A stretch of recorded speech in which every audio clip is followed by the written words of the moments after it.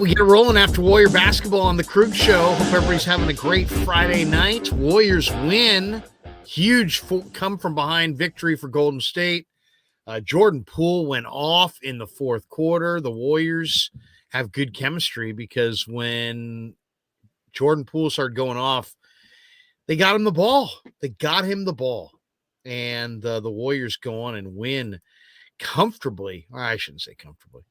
But they get a nice win tonight over the Philadelphia 76ers, 120-112. I guess that's comfortable. 8-point win. Nice win for the Warriors. Welcome to the Pig and a Pickle Krueger Show after Warrior basketball, brought to you by Pig and a Pickle. Check out Pig and a Pickle, the best barbecue in Northern California. The website, pigandapickle.com. They're at 341 Corte Madera Town Center there in Marin. Open 7 days a week in Marin and 5 days a week in Emeryville, in the Emeryville Public Marketplace. Get the brisket. Pig and a Pickle, one of the best barbecue spots you're ever going to find, a proud sponsor of the Krueger Show. All right, it is me and Danny here to start it off.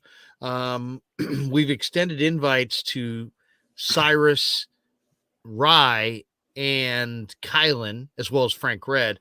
I believe Frank Red will be in the house. I believe Cyrus will be. I don't know about Rye, and I'm not sure about Kylan, but we invited them to join us tonight. But the Warriors get a nice 120-112 victory, Danny. Third win in a row for Golden State. And, you know, this was the 18th straight game that Andrew Wiggins has missed out. We're still 3 weeks away from the playoffs. Sixers rolled in tonight. No James Harden. Kevon Looney, you know, has been outstanding for Golden State rebounding the basketball. But tonight he had a huge task in front of him with Joel Embiid in town. And Joel Embiid was awesome. 46 points, 9 rebounds, 8 assists.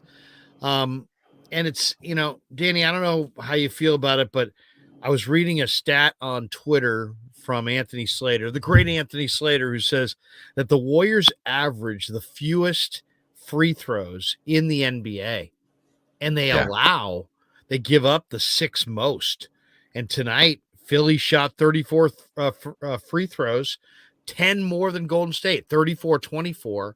That's obviously a problem for Golden State, but Danny, they did a nice job. Poole got hot, and it seemed like Poole and Curry kind of took this one from Philly. 33 and 32 minutes off the bench for Jordan Poole, who was phenomenal. Curry had 29, 21 for Clay, and a nice all-around front court performance. Looney, 10 points, or 6 points, 10 rebounds, 7 assists. And Draymond Green, 10 points, 7 rebounds, 10 assists. How about that? Green and Looney, Danny, combined for 17 dimes. It's great. Yeah, unbelievable. Yeah, and the production out of the backcourt tonight.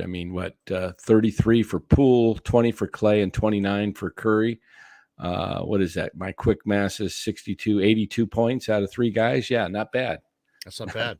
Not bad. So, hey, Jordan Elliott, calling out my shirt. Go Bears. There it is. All right, he said he likes that. So yeah, the great Jordan Elliott in the house. Yeah, is that the Jordan Elliott of Niners Nation fame? I don't know. He says going by Jordan Elliott Sports versus just Jordan Elliott, but I know he loves Cal, Jordan Elliott.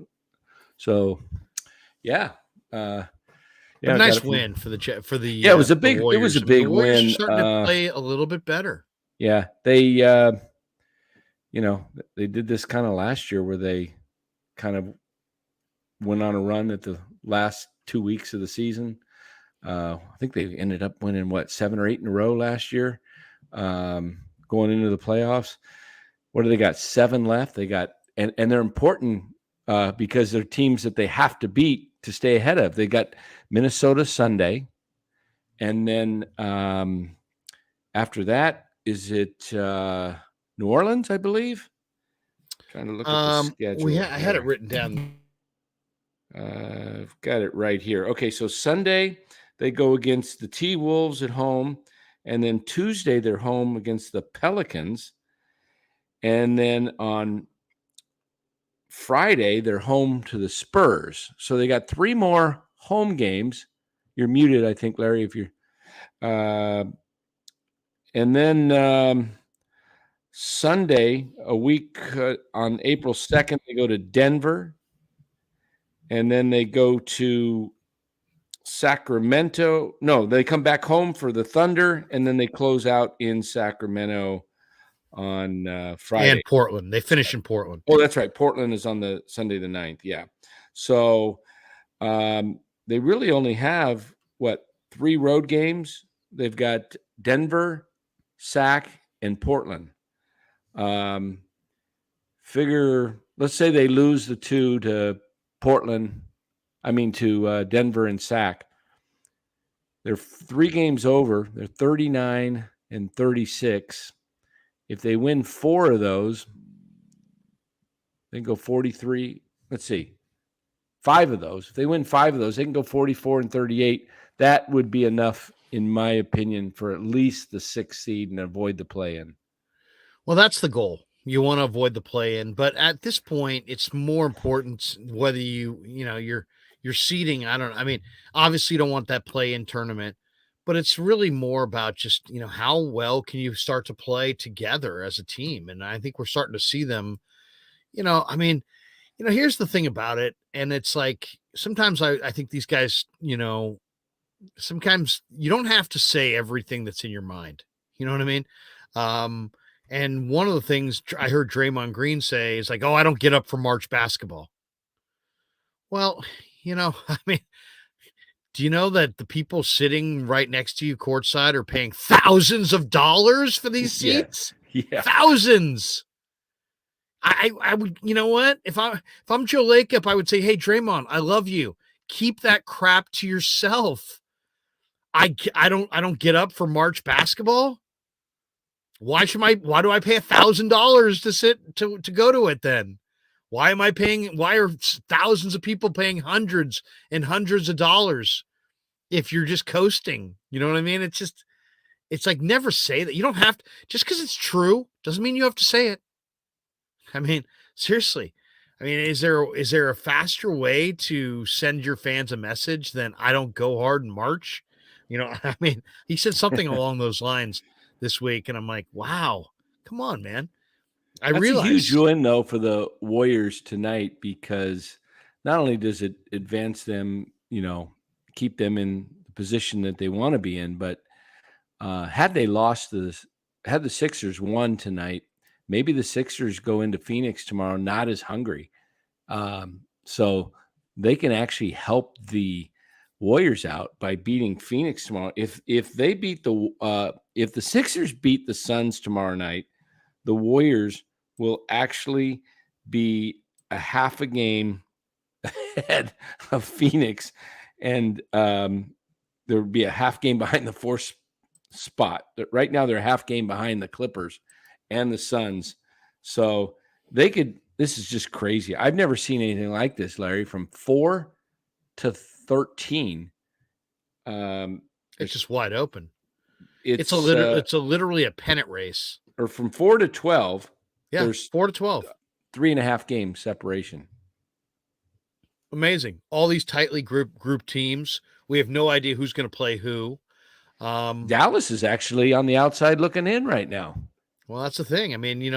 Kerr was asked a question the other day about, hey, are you going to try to set this up so you face the right team? And he's like, oh, you're giving us way too much credit. Some of the scenarios that potentially are out at play include us missing the playoffs. So We're just trying to get in. We're just trying to get in, and we'll worry about who we play once we get there. 95.7 Brian says, Joel was awesome tonight, yet I thought Kevon Looney was outstanding tonight too. Felt like an epic big man battle. Loved every second of the battle of the bigs. Kevon Looney, this is his time of year, man. He's leading the NBA in total offensive rebounds. To me, it's almost an amazing thing when you think about Looney doesn't even miss games. He doesn't get up. He's not an above the rim player, but maybe that's part of his secret, Danny, is that if you don't play above the rim, you don't have as much contact. You don't have as much pounding. You don't have to worry about landing incorrectly because you're not really leaving the ground all that much. He's got a really under the rim kind of a game. But I mean, 7 assists and no turnovers from your center. That's pretty damn good. I'll take that every day. Yeah, I'm just looking at these. Looking at these standings is pretty remarkable when you look at the road record of the Warriors. I mean, it's just really laughable. I mean, 9-29. I mean, there's nobody in the top 13 that has not won. Well, New Orleans is the close to 12 wins, but I mean, the teams. This has always been the Warriors' strength is winning on the road. So it's just really strange. But I do think they will get back to the spot where they have not won a road game in this playoff runs. They've always won at least one road game in every series. So I can't see that ending. If it does end, obviously their season would end. But it's been I mean, to me, it's about doing it inside. I mean, tonight, 49-38, Warriors win on the glass. The other key factor in this game that we probably should discuss is the Warriors were made 18 threes. They were plus 30 at the 3-point line. If you're plus 30 at the 3-point line, it's hard to lose. It's hard to lose. But I'll say this, the two guys that I think, and I'd love to hear from everybody tonight, as far as how do you look at the Warriors this year with this cast going into the playoffs as far as the key guys? Because I think two key guys for them, without a doubt, are Jordan Poole. They're just not good enough. They're not deep enough. They don't have enough firepower for Jordan Poole for them to win on Jordan Poole's off shooting nights. He took 19 shots. He took more shots tonight than any other player on the Warriors. And he took 11 threes, which was only 2 less than Clay. They can't win unless Jordan Poole gives them double digits and a strong offensive performance. They can't. It's not like, everybody doesn't have to go along for the ride, but Jordan Poole does. They've got to get him going. They've got to get him relaxed, comfortable, whatever it is that he needs to perform. They need to get him there. And the other guy is Jonathan Kuminga. Now, Kuminga only played 16 minutes tonight, 1 of 7 from the field, 1 of 5 from 3. This is the kind of he was minus 14, probably the worst plus minus of anybody. This is the disturbing part about the Kuminga experience, is that he's just so up and down. I mean, Jonathan Kuminga, when he looks good, you'd swear, run your offense through that guy. Give it to him, have him be a little bit more, play off of Kuminga. Let him, get him involved early, have him attack the rim. I just think his forays to the bucket, I mean, when he drives and starts to spin, I mean, he covers a ton of real estate. He's very difficult to defend. And the Warriors don't have that many players who can go to the bucket. And I'd love to see them play, get him involved offensively and then start playing off of him, because you got DiVincenzo, you got Clay, you got Steph, you got Poole, you got other guys who can catch and shoot on the perimeter if Kuminga can draw some attention going to the hole. So to me, the two key guys in the playoffs, can you get points and good minutes out of Jonathan Kuminga? And can you get Jordan Poole on track and keep him there? I don't see them winning games, Danny, if Jordan Poole is, in single digits, and he's been in single digits a bunch this year. He has been in single digits quite a bit, or in the teens. And, I don't get it when he's just so inconsistent. To me, Jordan Poole is best when he's driving with, controlled tenacity, if that makes sense. When he's going aggressively to the hole, but he's doing it under control because he's quicker than anybody just about in the league. His first step's explosive, and he can draw fouls. And if he's under control, he can kick it out to an open guy just sitting there at the 3-point line. Where he gets really crazy is when he's helter skelter going in. He's off balance and he's flying through, and he ends up either falling, turning it over, or just shooting up some crazy shot that has no prayer. But when he was on like he was tonight, when he does that, what it does is it also opens up his shot because they've got to they got to defend him. They can't just play right up on him and he'll blow by him. So I was happy to see him get to the line. He's one of the few guys in the team that seems to draw fouls. But yeah, I think and the news could get even better Sunday. It's reported that GP2 may be back Sunday. Wouldn't that be something? I mean, let's talk about that for a second. If they get GP2 back, here we go. Grilled Cheese has a good one here. He says, just give me GP2 and Wiggins back, plus sign one rim protecting big man, and I'll take my chances with these guys in the playoffs. Are they going to add another player to this team, or is that it? I don't know. I think that's more wishful thinking. To me, if you're going to add a big guy, you would have added him already to see what he could do against, the best tonight. And also getting some kind of rhythm, right? Yeah. I mean, I don't see them bringing in just some big guy that has not been in their system and would just not really know what's going on, By the way, Sacramento won tonight over Phoenix by 8, 135-127. Sacramento in the third quarter, Danny, 45-point third quarter for the Kings. Wow. 45-point third quarter. Senior softball game says De'Aaron Fox was injured, pulled hammy, or maybe Mike Brown is looking to get him some rest before Sunday.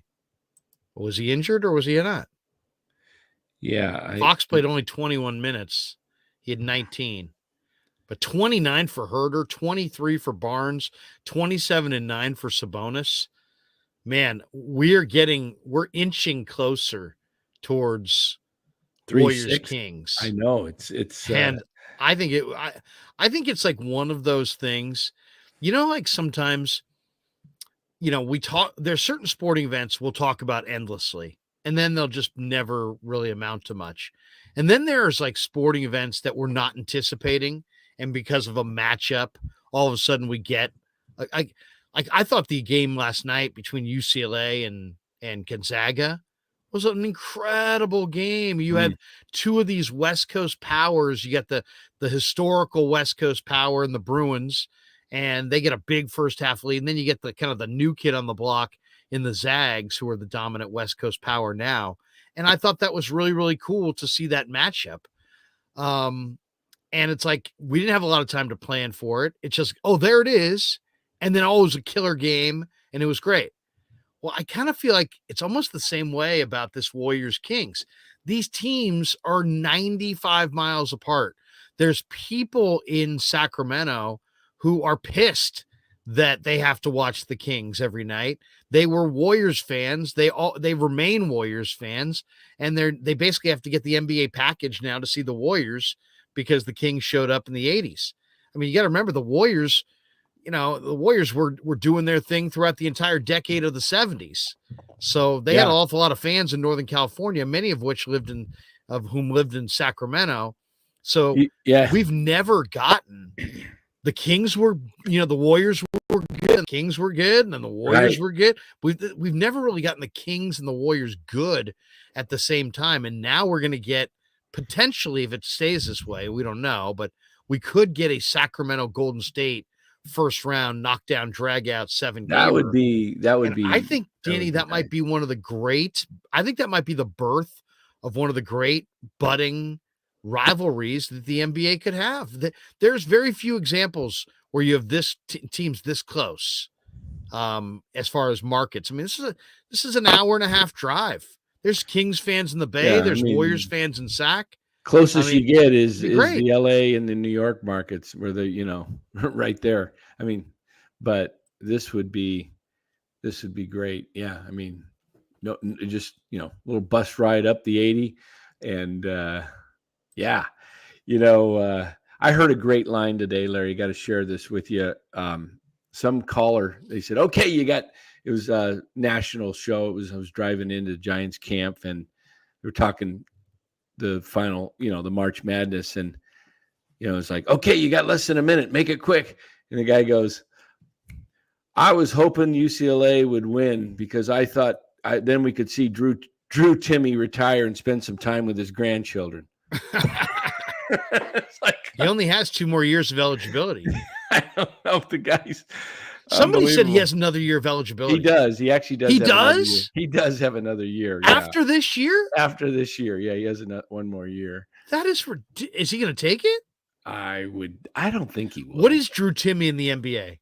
Because he doesn't have much of a 3-point shot. He doesn't have much of a first step. Well, he's got great footwork on the low the block. One thing they would allow a little him to floater. Do what do you think is a little floater? I don't know how he gets away with it in college, though, but he moves that pivot foot constantly and he travels, but they don't call it. UCLA, Mick Cronin and the boys were going crazy in the first half. And they're saying, "Hey, he's walking. He walks all the time. He walks all the time. They were begging for the walk. I don't know if you saw the last play of the with 12 seconds when Gonzaga basically came run down, and then they just the guy that was dribbling the ball kind of ended up setting a screen and just tossed it behind him for the 28 to 30-foot 3-point shot. It was interesting because I was talking to my brother about it. He says, if he was coaching and he had a timeout, Cronin, he said he would have done a kind of more of a 3-quarter quarter court trap, not a trap, but a press, and then quickly got back into man. But they allowed that guy just to run right up the court easily with uncontested, get the open shot. But the guy took the shot from well beyond the arc. It was 30 feet. In some ways, don't you want to? I know you want to challenge every shot, but it's like, I don't know. To me, when I was UCLA, when I saw him pulling up that shot, I was like, "Are you kidding me?" Yeah, they're down one, right? Giving him more. They down one? They were down 1. Yeah, they were down 1, and he went for the dagger. That was a lot of times, it's a gutsy call because. I think maybe the strategy was if it goes down, great. If it's quick and you get the bounce, you get the offensive rebound. If not, you still have time to foul. There would have been probably 8 seconds left still. So I don't know. It was an unbelievable game. This is the first time, Larry, in the history of March Madness that all the number 1 seeds have been eliminated prior to the Elite 8. Really? Yes. They're all gone. Kansas, Purdue, tonight, Houston goes down, and Alabama. Yeah. Oh, and San Diego State. I didn't realize that kid Trammell went to my high school. He's a St. Ignatius Wildcat. He's from Marin City. Darian Trammell, I believe. That's how he pronounces it.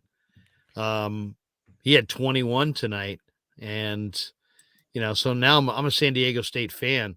The head coach for San Diego State is the longtime assistant at Michigan, and I think his name's Ducher, Brian Ducher, whatever. And I think he's just a really solid coach. He's obviously a really good recruiter. He's one of the guys that helped accumulate the Fab Five.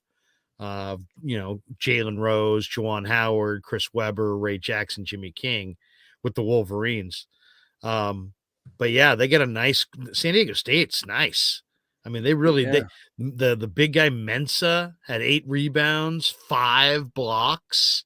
That guy Nathan Has Mensah. San Diego State ever been to a Ghana? Final Four? The guy's 6'10", 230, and he's got the most ridiculous arms I've ever seen. I don't think they've been to a Final Four, right? San Diego State. They're 1 win away. but they've never probably made it, right? Oh, I doubt it. I think Doubt it. has Creighton made it? They I seem mean, like San Diego State did have some good teams. I think didn't Michael Cage play for San Diego State? yeah, and Kawhi Tony did too. Gwynn was great at San Diego Kawhi State. Leonard did too. Yeah, Kawhi. That's right. Wait a second. Did they go to the Final Four with Kawhi? I don't think so. They had a tournament run. But no, San Diego State, the Aztecs. I mean, 21 for Trammell. Leday had 12, and they knock off Alabama, and Alabama's athletic, man. They've got some real talent over there. But yeah, an exciting night. Miami knocks off Houston, so the Final Four's in Houston. A lot of people liked Houston. I thought Houston was going to go to the Final Four, but Miami's playing well. And then Texas knocks off Xavier. Texas looks pretty loaded. They've got some size. That guy Bishop had 18 and 9 tonight. Creighton was tough. I mean, Princeton was tough, but Creighton, man, the big man for Creighton, Kalkbrenner. I mean, that guy's every time they needed a bucket. I mean, they could go. I think go to that guy if they want.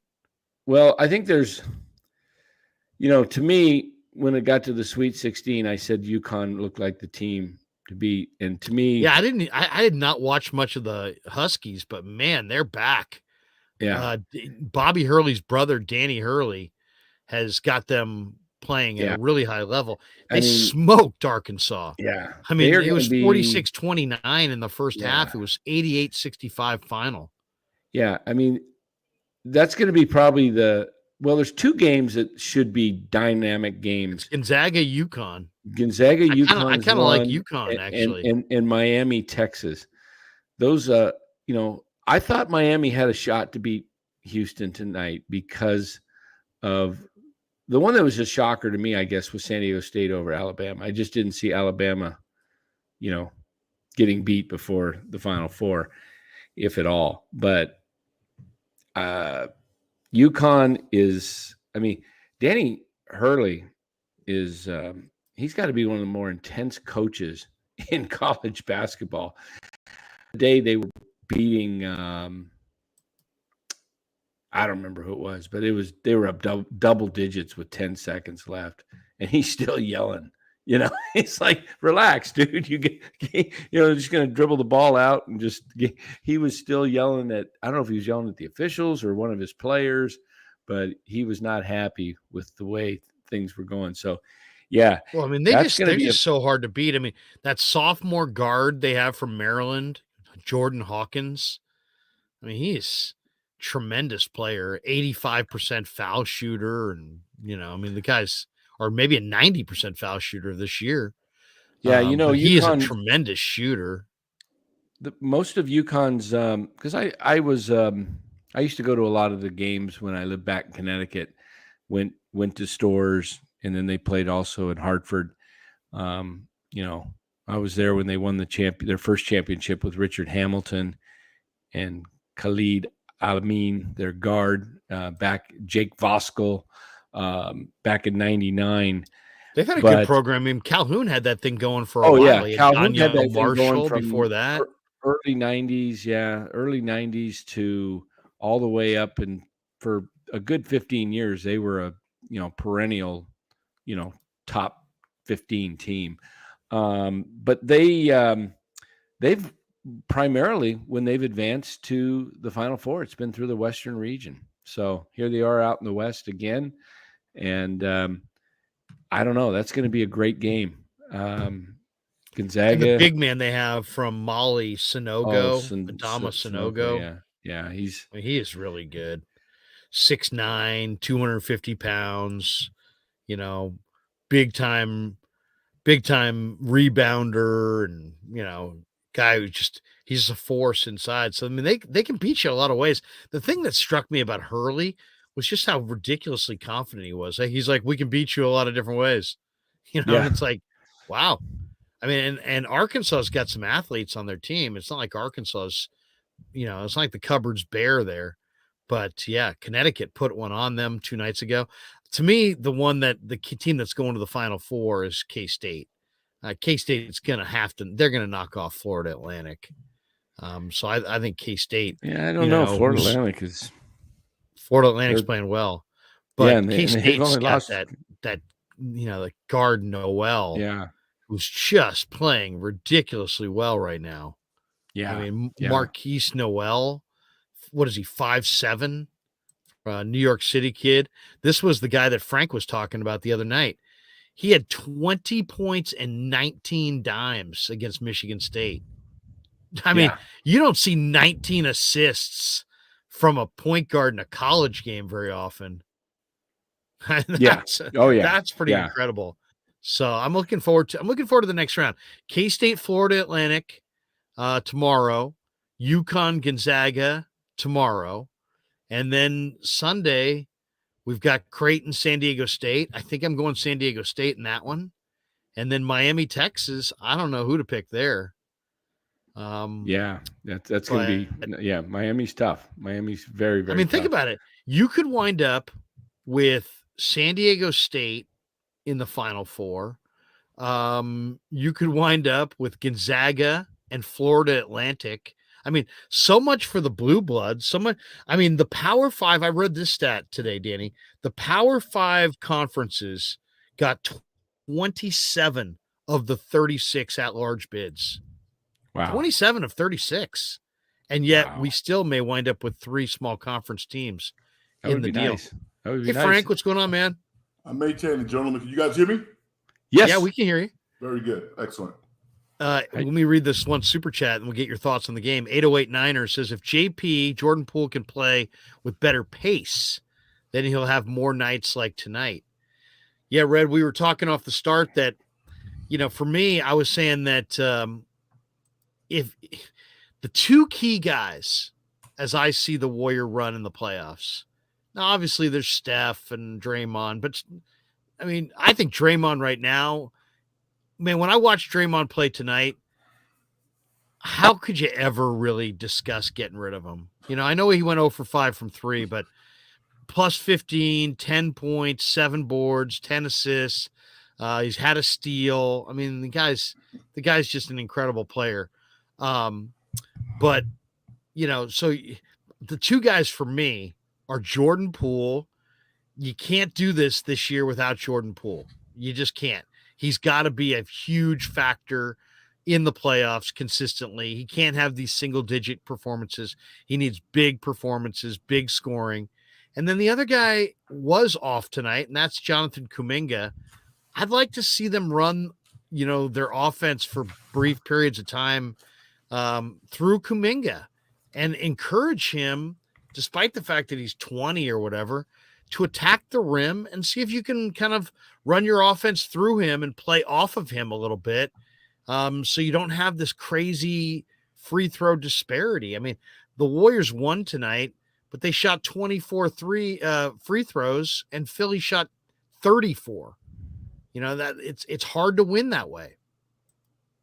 Absolutely. And you mentioned 2 guys that the Warriors have to have, especially, I think we've been talking about it, but we're at the point where, Andrew Wiggins is a question mark. We really don't know. So I think you need to focus on what you have. And what they have when they're playing really, really well can play against anybody. I think that was on display tonight. This is why Jordan Poole got paid when, his numbers really didn't say he should be making X amount of dollars next year. But nobody ever doubted this kid's talent. His talent is phenomenal. And you could see the narrative playing out throughout the game. As soon as he stopped talking to the referees, he actually got a couple of calls down the stretch that were kind of questionable. And I think it gave him more confidence, and it put Philly in a position where they were like, whoa, we didn't necessarily plan for this. We planned for Steph, we planned for Clay, but we didn't plan for Poole to come off and do what he did. And that was phenomenal. With regards to Kuminga, I was comfortable with how he just kind of laid back and tried to contribute in any way that they needed him to tonight. But I would say you're right. If he has an opportunity to attack the rim, that is an area of the Warriors offense that they don't have. So I agree with that. But tonight, my observation of the game was the Warriors' defensive schemes, I thought, were phenomenal. And you could say that and laugh when a guy scores 46 points, but he earned those 46 points tonight. And with 2 minutes to go, the Warriors just flipped the script and went zone in one sequence, and that put Philly on their heels. They rushed the shot. The Warriors got the rebound. They were up 5, and essentially the game was over at that point. Yeah. Great win for Golden State. Some people saying it's the best win of the year. I won't say that. I mean, this team had a nice win against Memphis. They had a nice win against the Celtics. They've had some good wins this year, but it was needed. It was needed. And more than anything, they just need to string together some wins at this point. They need to get some momentum going. They need to finish this season fast. Red, we were talking about a Kings-Warriors first round, a 3-6 matchup. I mean, give me your thoughts on a potential Warriors Kings matchup and what you think it could do to, you know, the NBA basketball fan in Northern California. I was saying before you got on here that there's lots of people who live in Sacramento who are force-fed Kings games that are Warriors fans. I would imagine there were probably some pretty good Warriors fans up in the Sacramento area when the Kings rolled in there in the late 80s who had been Warriors fans for maybe 20 years or at least 10. And I don't know that they just gave up the Warriors for the Kings because, heck, Mark Olberding was rolling in at the time. You know, and I don't know that Big Ben Guillory won him over in year one or Dwayne Coswell or, you know, Anthony Bonner or the L Train. But, you know, Travis Mays and all those guys. But how great would Warriors Kings be? And what do you think? I mean, I was saying to Danny that, you know, sometimes you get these sporting events that kind of you're not really planning for and it just kind of pops on you. Like I thought UCLA Gonzaga the other night was phenomenal. Just the old school dominant West Coast team, the new dominant team. And it was great action back and forth, great game.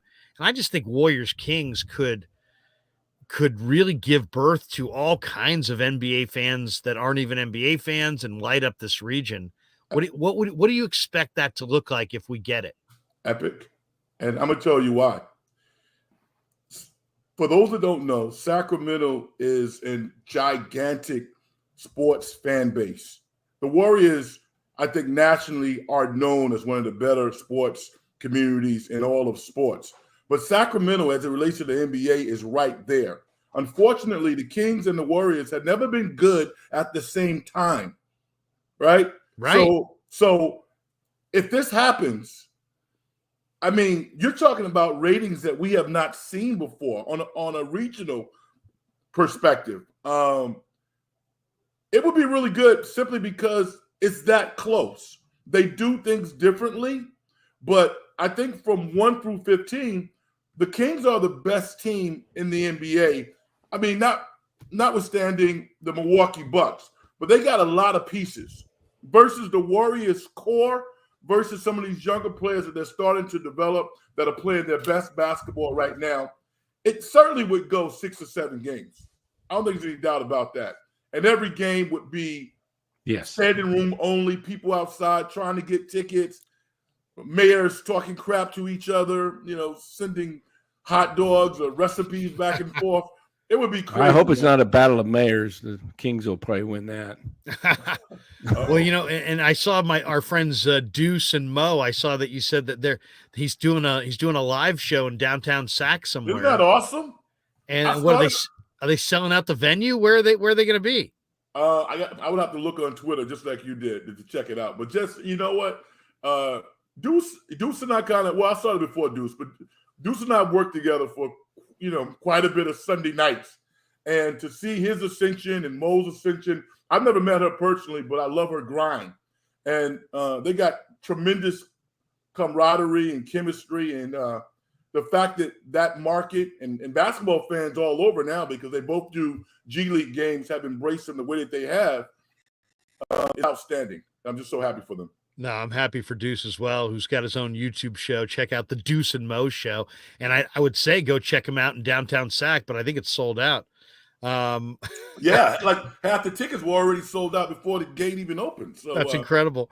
good thing. GTC Real says, Larry, given the timing of the year and how mediocre they were all year without Wiggins and GP2, this is hands down the best win of the year. Well, I don't know. To me, I mean, they did get a really nice win over the Celtics earlier this year. They had a couple nice wins a few weeks ago. I don't know. I mean, it's a good win. There's no question. Where do you put this one, Frank? I mean, people talking about best win of the year. I just think it's good to see Golden State getting to another level.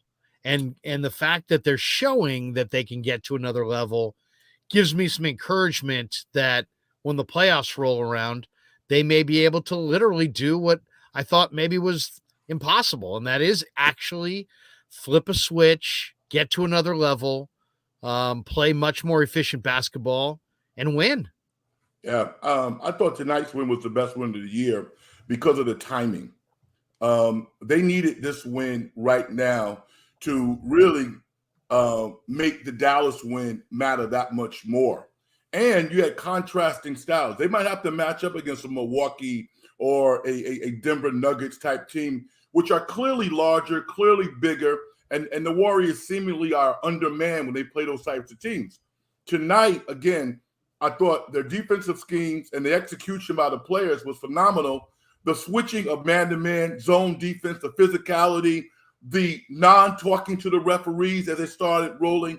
At some point in the third and the fourth quarter, there was no bitching to the referees. And I just wish that all of their players will understand you guys don't have to do that. Even Draymond. Draymond was basically a church mouse tonight, just going out there doing Draymond things en route to a plus 15 and a plus minus. So I thought tonight's game not only extended their lead to their next team, but it was a statement win to the NBA. It said that, you know what? Forget about our size. We can devise a scheme, we can execute, and we can beat anybody. Because I don't know why Philly hasn't won a championship with that team. As good as they were tonight, they didn't even have Harden. Right. They're good. Yeah, Philly is good. They play good defense. Oh, my God. And, you know, I mean, I haven't seen enough of Joel Embiid and the Joker, you know, enough of their games to determine who's better. But I don't know how you can not say that Joel Embiid is the top candidate for the MVP. That guy is 280 pounds and ridiculously skilled. I mean, just unbelievable. And then, you know, his fadeaways, he's shooting fadeaways, just getting to the line. He, you know, the one thing I'll say about him versus the Joker is the Joker tends to tire out in late in games. Embiid seems to have a better motor, better shape. You know, I mean, it's hard to, I can only imagine what it's like being 7 feet, 280, you know, carrying that weight around. I mean, you got to get exhausted because the NBA is just so demanding. But I'm so impressed with what he's done, and it's unbelievable. Listen, I've never seen anybody with the array of shots that he has as a big guy. Now, neither one of them are exceptional defensive players. And the point that you're making about fatiguing late in the games, I think that happens to both of those guys, which is why neither one have been able to take their team to the next level. If they could clear that up, then I don't know how either team wouldn't be in a place where they go win a championship. I think that would be both of their detriments because, I mean, we've never seen Embiid run. He kind of flops, he kind of jogs, he trots up and down the court. But skill-wise, I've never seen anything like that before. Never. Yeah. He's 280. He's got every move imaginable. There was times I thought, I saw glimpses at Kansas, but I didn't know he was going to get to this level. Mm-mm. And there was times early in his career with the injuries, I thought, man, this guy's never going to be healthy. He's going to be Greg Oden. But he's just, you know, he's not, I think of the dominant young centers I've seen in my lifetime. I think of Shaq and Olajuwon. They're all different. This guy's, this guy's got an incredible amount of score. This guy can just score. I mean, this guy's a great scorer. I guess if there was one big that he would remind me of a little bit because of his ability to score, maybe a little bit of Patrick Ewing. Yeah. Is there a big that you would comp Embiid to, Red? I mean, I remember seeing some games toward the very end of his career, but a guy that can, he looks a little bit like Wilt when he gets down low. He has some great moves and he can just, just lay it up at will. He's a beast, man. I don't know how you guard him. The one Pretty guy, heavy too. The one guy who he reminds me of, and unfortunately, as a basketball worldwide community, we get a chance to see him play. But Arvydas Sabonis, DeMontra's father, before he had his injury, Arvydas Sabonis was the best young center in the world. We got a glimpse in the which Olympic Games was it that Marshallonis and Sabonis beat the U.S.? Yeah. Was that 84 or was that 88? Was it? It was before. It was before Barcelona. 76. The Dream Team. 88. Canada? I think it was 88. Canada? I think it was 88. I think you're right. Oh, that was 88. Marshallonis and 88. Okay, Sabonis led the USSR team, who beat the U.S. team. And then I think that was the impetus for Dream Team. Yeah, it was. And even at that point, he wasn't totally healthy. I remember watching him when they brought him over as like a 19, 20-year-old to go up against Patrick Ewing, and maybe he played a game against Sampson also. And he dominated. Dominated. Where'd you see it? Where was that? It's somewhere in the United States, but I watched the game on television. But that guy was, he was Embiid but he was in better shape, and he wasn't like like the quintessential post guy, but he was a better passer. He could move. He played great defense. We were cheated not seeing Sabonis play in his prime throughout his career. He played all right with Portland, but he was a different player at that point. As a young stud in his prime type player, Sabonis was probably the best big guy in the entire world at that point. Senior softball game says Larry's just wrong that he thinks there's a bunch of Warriors fans in Sac. Hey, I ain't wrong. Believe me, there was Warriors fans before the Kings came there. But even now, there's a ton of people that lived in the Silicon Valley, sold their homes, moved up to fill in the community, Cameron Park, El Dorado Hills, Roseville, the foothills, Roseville, Rockland, those, Lincoln. There's all kinds of areas up there. People who had money in the Bay Area, had some equity in their homes, sold their homes, moved to Sac. Now you're telling me that all those people just showed up and became Kings fans? No. There's old Warriors fans there, and there's old Warriors fans who were Bay Area people who just moved up there who are now up there. I would say it's a mix. And believe me, I know tons of Kings fans down here in the Bay. People who job market brought them from Sacramento down to the Bay Area, but they've been rooting for the Kings. Sports fans said I rooted for the Warriors through our BS, but Kings fans since Dick Motta, Cotton Fitzsimmons. So that's basically the beginning of Kings basketball. Dick Motta wasn't Dick Motta. He was their coach in like 88, 89. Yeah. Brian Iglesias, his best win of the year was against a Giannis-less Bucks team at home. That was a good one. It was a good win. Yeah. I'm not sure if if it's subjective. Tops tonight just because of the fact the Warriors at one point got down by 11 tonight early in the fourth quarter. Embiid had just gone to the bench, and it was, his plus minus was when he was on the court, he was like plus 13 and or even more, and he was like they were like minus something when he was off the floor. And it was like Fitz said, "Hey, now's the time to make the run," and they did. They got it to within like 2 by the time he came back in.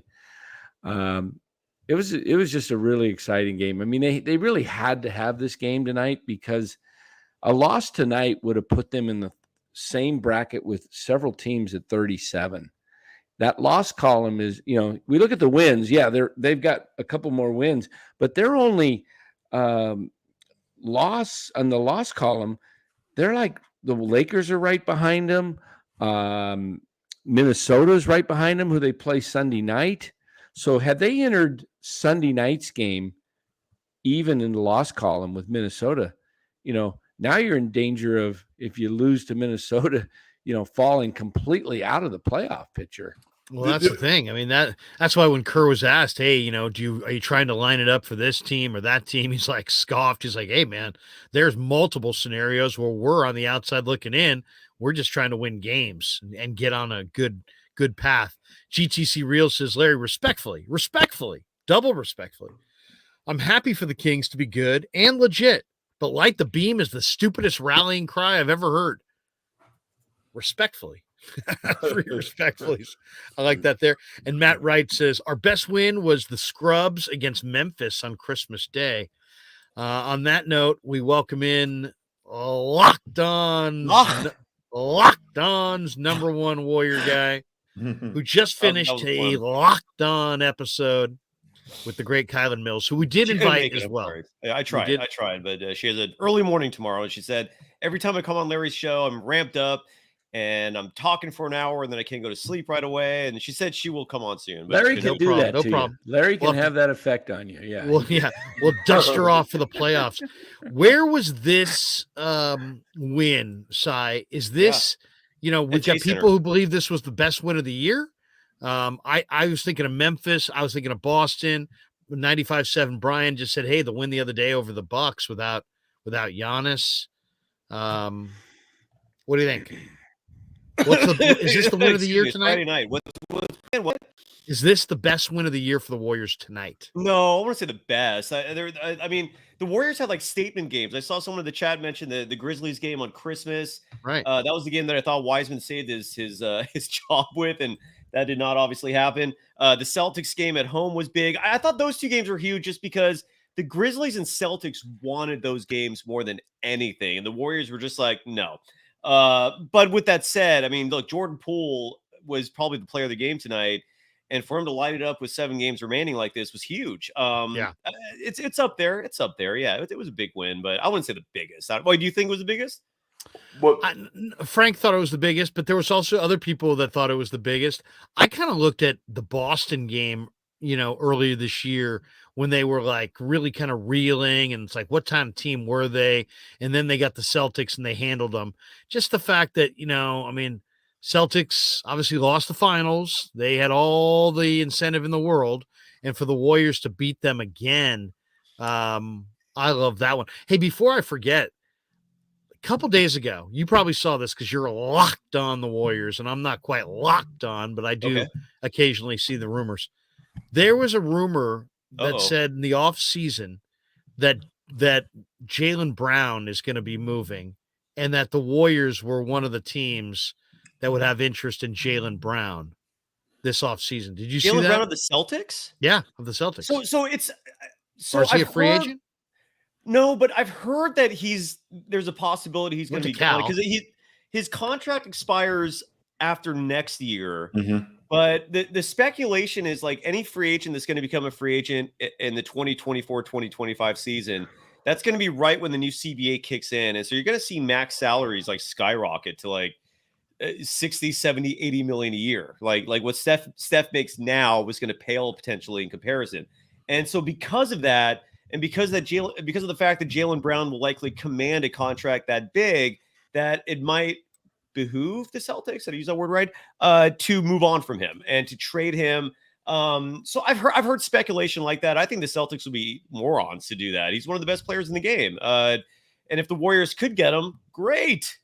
Look, and by the way, that was just my opinion about tonight. I could be wrong. And that's an absolutely subjective answer, no matter how you spin it. It's, some people, if you say tonight was the biggest game of the year, more power to you.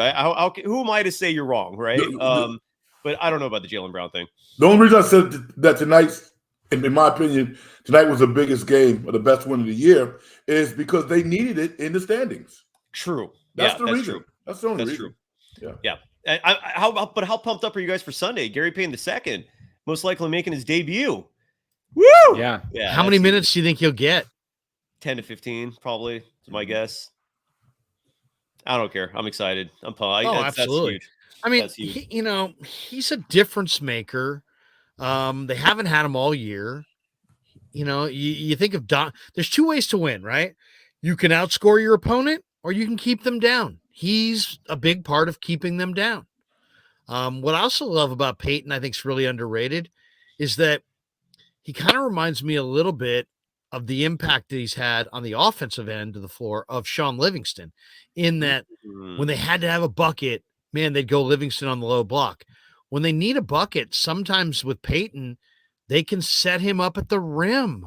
And he's a finisher at the rim at whatever he's 6'4", or whatever he is. 6'2". He's So small, I just 6'3". think that GP2 is obviously a dominating, suffocating defender, on the ball defender, gets his hands on all kinds of passes, he's in the passing lanes. He's just it's uncomfortable to dribble around him. You can tell. I mean, Trey Young last year, like didn't take any shots in the fourth quarter because it was like this guy was draped all over him. So he's that good of a defensive player, but I also think he helps them because he's a finisher inside. Yeah, one big discussion that's going around right now is whether or not the Warriors can still realistically be a title contender if Wiggins doesn't come back at all. And as crazy as it sounds, maybe, I don't know. What do you guys think? I mean, that's been what a lot of people are talking about right now. Is like, can this Warriors team with Kuminga, even though Kuminga had a bad night tonight in the box score, I thought he still did okay. I mean, his job was to defend Joel Embiid for most of the night. I mean, anyone's going to get exhausted doing that. But he's obviously doing better. And is he enough to overcome Wiggins possibly not coming back? And I don't know what you guys think. I'd say no way. I mean, no way. This team needs more players in the prime of their career. This is like one of very few guys that are on the roster that's literally in the prime of his career. They cannot get it done without him.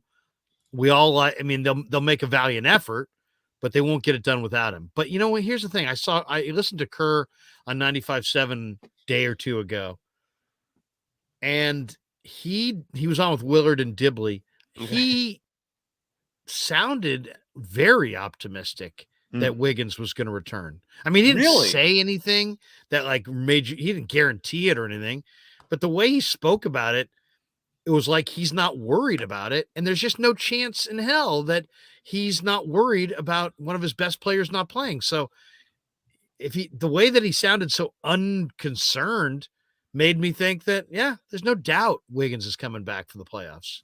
I said no, but that was before Paul George's injury. So exactly, yes. Less becomes more for the Warriors. Because that would be a tough series if they have to match against the Clippers. Now, not so much. I see a gateway through LA without Paul George. So my vision kind of changes a little bit. Wiggins only helps their prospects even more. But this team is currently constituted how they're playing against the Clippers without Paul George. They can kind of, scheme around Kawhi as best you can. I think they got a shot. I agree. Question is, how about you mentioned LA? What about the Lakers? If they make it, are they going to be a threat to some teams? I think. Yeah. Lakers are good. Yeah, that's kind of. A few weeks ago we talked about that, and I said, they're kind of the team that scares me if they get in, just because right now they're doing it without LeBron, and they're finding a way to win. They've crept into the 8th spot now. So, they get in that 7-8 spot. It's just one win at you're in, and you get 2 shots if you're 7 or 8. You get 2 shots to win 1. So I'm more concerned about the Clippers, who got a nice win tonight over OKC. Kerr said that he was going to be keeping his eye on this game. They didn't get much out of their starters tonight.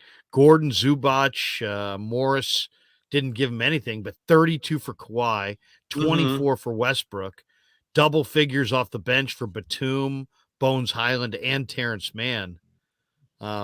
They're good. One thing about the Clippers is that Leonard is so damn good, and they've got a number of role players that are veteran role players. To me, it's a lot about Westbrook just not lose it for them. And if he plays like he did tonight, he had 24 points, 7 assists. Um, that I just think the Clippers are scary because of Kawhi and because of the bench pieces that they added at the deadline. Agreed. But without Paul George, they don't scare me.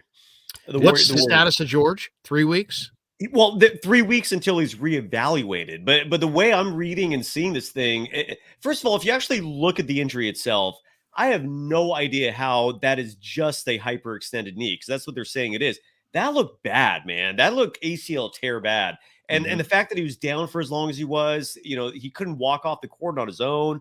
It would shock me if he came back. It would legit shock me if he came back. Did you guys see that injury actually? Did you see the actual? Yeah. It looked bad. It So, did. and we've seen before, especially the moment the playoffs start, all of a sudden teams are given like all the leeway in the world to give as little detail as possible on injury reports. Like it's just all about secrets, and there's this whole new level of warfare with information being released. And so the Clippers, I sense, are playing that game right now where they don't want anyone else to know just how severe this injury is. And unless I hear he's coming back, the Clippers to me are off the radar in terms of being a contender, because that's your second best player. That's your second best player. Russell Westbrook does not scare me. I know he's playing good right now, but he's not going to be PG. They got to have PG. If he's there, they got a shot. Without him, no shot. I would agree. Chewy Cassis says, have any of you guys read about an offseason Jordan Poole for the Zinger? I did. Trade? I read it on Twitter from some fans.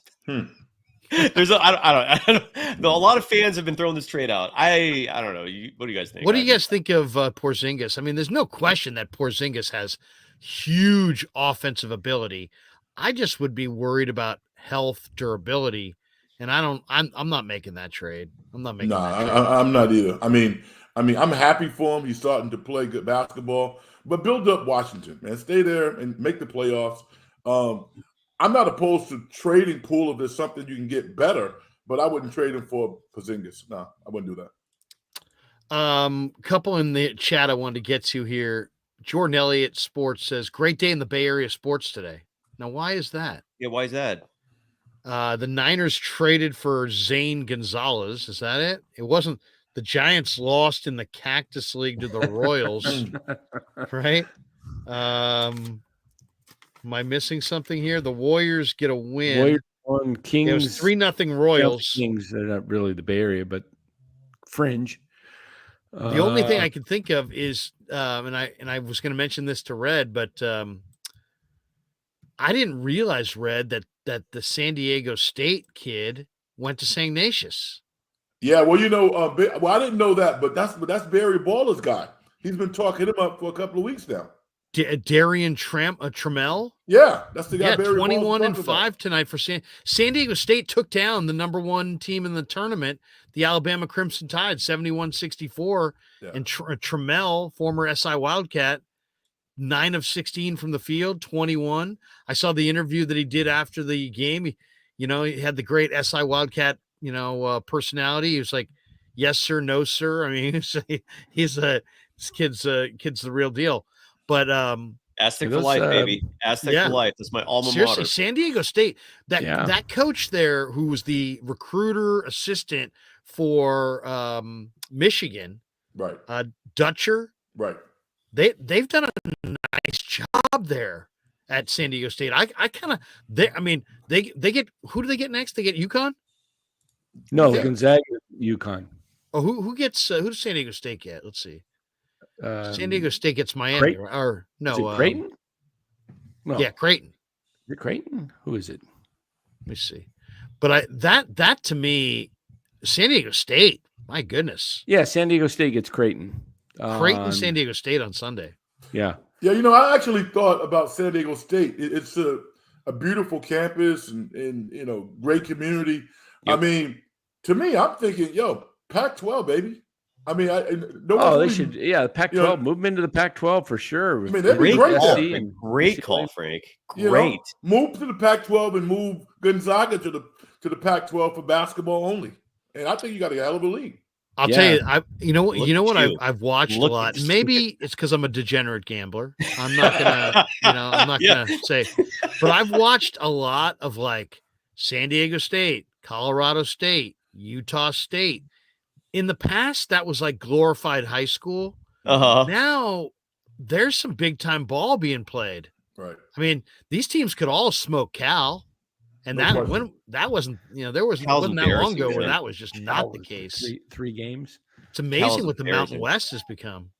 Look at Dan. And San Diego State. I know the Pac-12 has some academics, intertwined in their whole reputations and eligibilities, and San Diego State's admission rate is on par with Ivy League schools. And I know it's all mostly because of, academic rigor. It's mostly because everyone in the whole country wants to go to San Diego because it's paradise. Seriously, I know a girl who's my daughter's class who had a 3.95 GPA at a good school here in Walnut Creek, did not get into San Diego State. When I was in high school, I got into San Diego State with like a 2.8.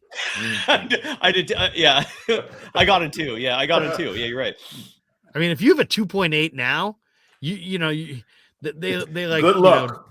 Why did you have a 2.8, Larry? You're not a 2.8. I had an 1100 SAT, but I had a 2.8. I was a slacker. Did you party? Almost every class I ever took, they said he could have done so much better. Because like it's gonna be at my fucking tombstone. He could have done so much better.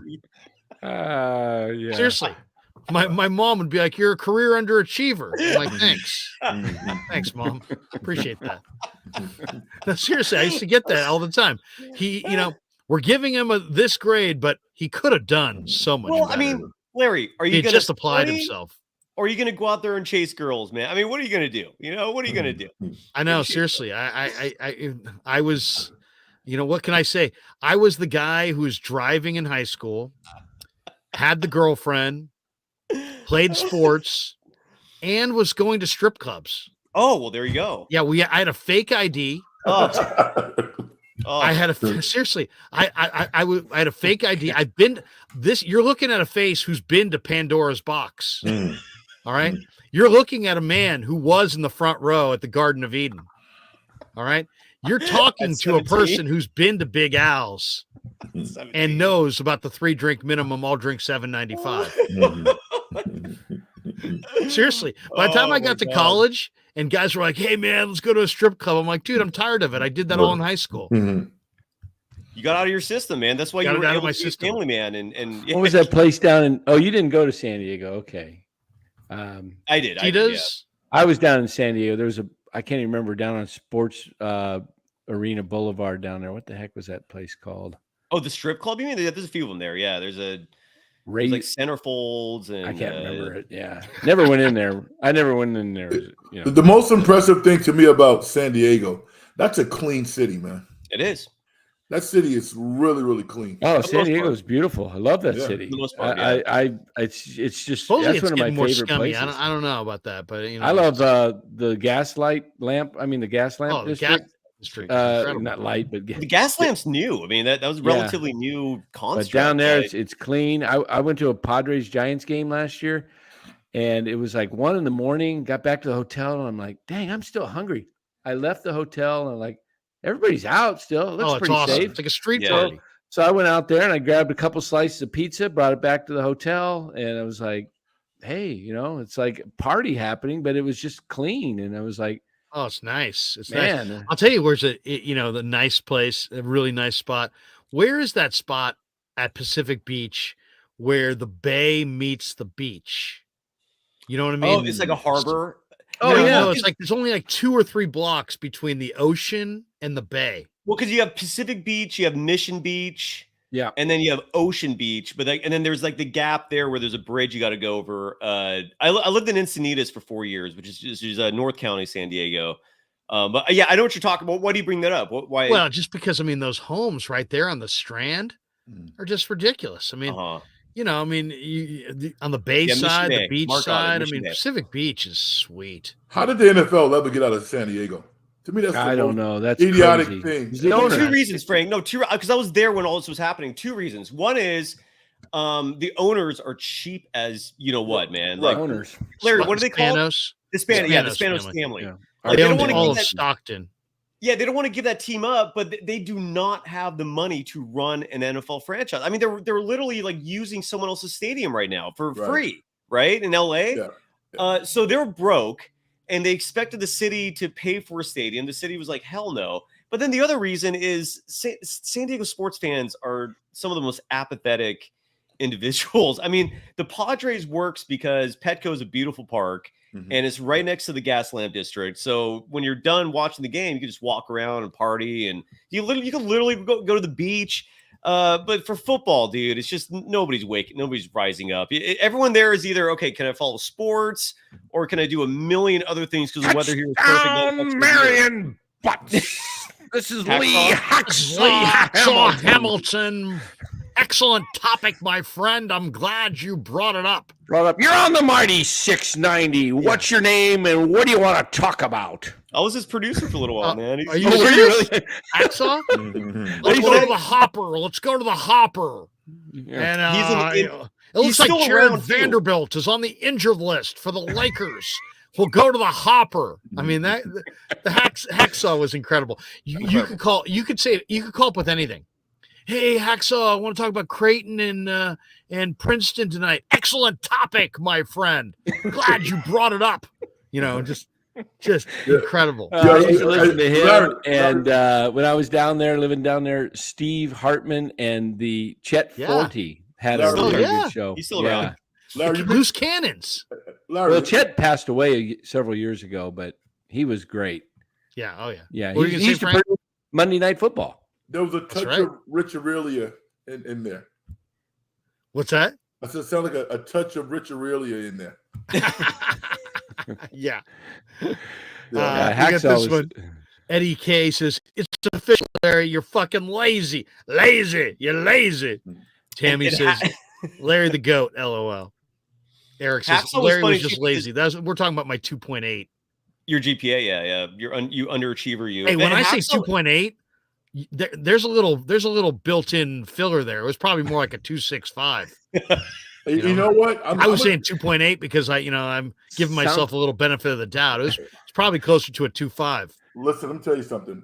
I had a 2.8 in high school, and I was the proudest man in the world at that point. And I had to write the most kick-ass essay I've ever written in my life to get into Fordham. So I worked hard for my 2.8 in high school at St. Agnes Cathedral High School. And then once I figured education out, I started to realize that I could be successful at it. My grades started to go way up. But, man, I worked hard to get my 2.8, Larry. So. Well, I'm telling you, but I mean, it's. I'm not saying that the grades don't mean as much now, No. but if you got a 2.8 GPA, you're going to junior college. Yeah. yeah. I'm not. I mean, you know what I'm Nothing saying? wrong with that. Nothing wrong Unless with you that. can throw Nothing wrong with that. 80, No, I mean, 90, or you can dunk, or you can do something, Yeah. But I mean, if you have a 2.8 GPA, I'll say this: I won't name the guy, but there was a guy who played for Cal, who was damn good, and I had him on my show. And all of a sudden, after the show, as soon as the segment was over, all of a sudden the lines are all lighting up, and there's like people calling up who are offended that this guy went to Cal because he was not well spoken. And I was like, whoa, I couldn't believe it. I could not believe it. But yeah, there are people that, Cal is going to take some guys that, they've got a bigger school. They're going to take more guys who are more academically challenged than, let's say, I don't know, Princeton or Stanford or maybe Duke or some of these schools. But yeah, I had Who are you talking about, man? Who are you talking about? I'm not going to name him. I won't name him, but I had the player on, and immediately all these people were like, "I'm offended that he went to Cal." It's like, why? Just because he's not that well spoken? I mean, it's like, come on, people. And just because you're not well spoken doesn't mean that you're not a good student. Heck, I'm incredibly well spoken, and I was a horrendous student. GTC Reels says strip clubs. Larry, my guy, live and learn. Dan's been to some strip clubs, right, Danny? Well, it's been in the past, yeah. Yeah, come on. Yeah. Are you judging strip clubs, Dan? What's going on here? What?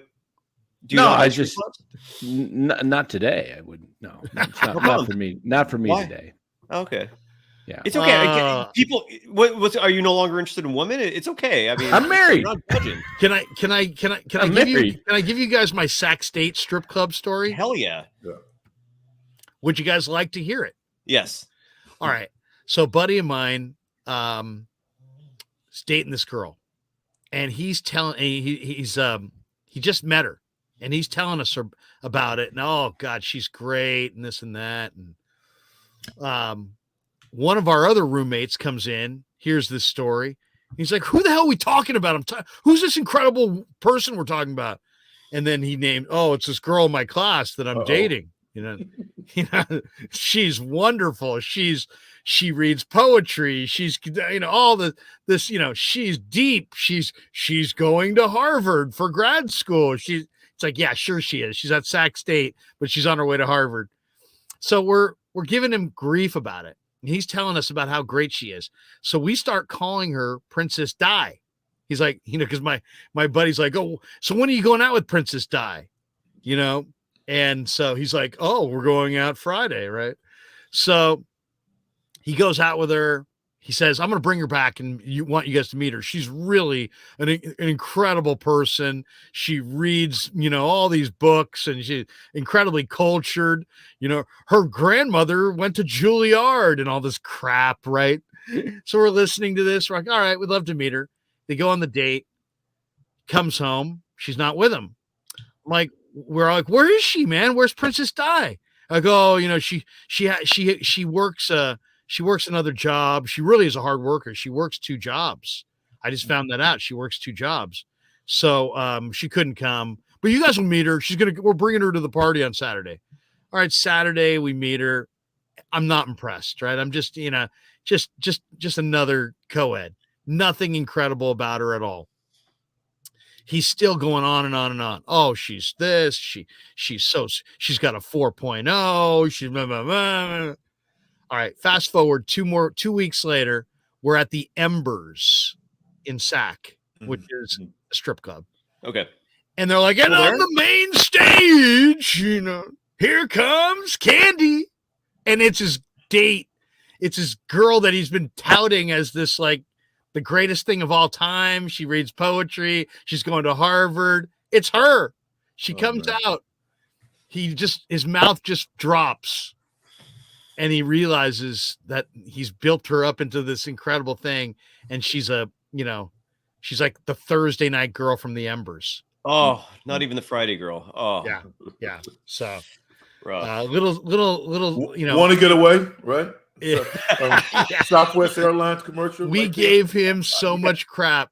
Good call. Dude, you told her she was like Princess Di. She's at a strip club in Rockland. Well, she still could have been smart. She still could have been smart. I mean, no, exactly. I mean, I'm not gonna. We're not judging. I mean, hey, actually. You get you do what you do, and God bless you. But it was hilarious that he talked her up so big. Absolutely. And what's your friend doing these days? What's he doing these days? Yeah. I don't know. Okay. I haven't seen him in a while. Gotcha. A couple things. I thought tonight, back to the Warriors for a second. Okay. As we move from the Embers. Is that still there? The one thing I loved about tonight's game is that on a lot of teams, when a guy gets hot, it's like nobody feeds him. It's just like, okay, yeah, you got a bunch of points. Now it's my turn, But on this team, and this is the one thing about Golden State that is on another level than most NBA teams, when they sense the hot hand, they feed the hot hand. Yes. And that's what I love about Golden State. It makes you feel like you're watching an organic game in that, man, if player X gets hot, player X is getting the ball.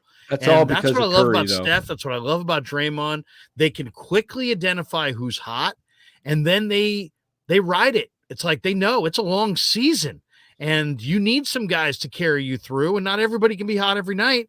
And instead of trying to look for somebody else who's hot, just feed the hot guy. Tonight it was Jordan Poole, and I thought the way Steph and Draymond set him up once they identified him as having the hot night, It's beautiful to see.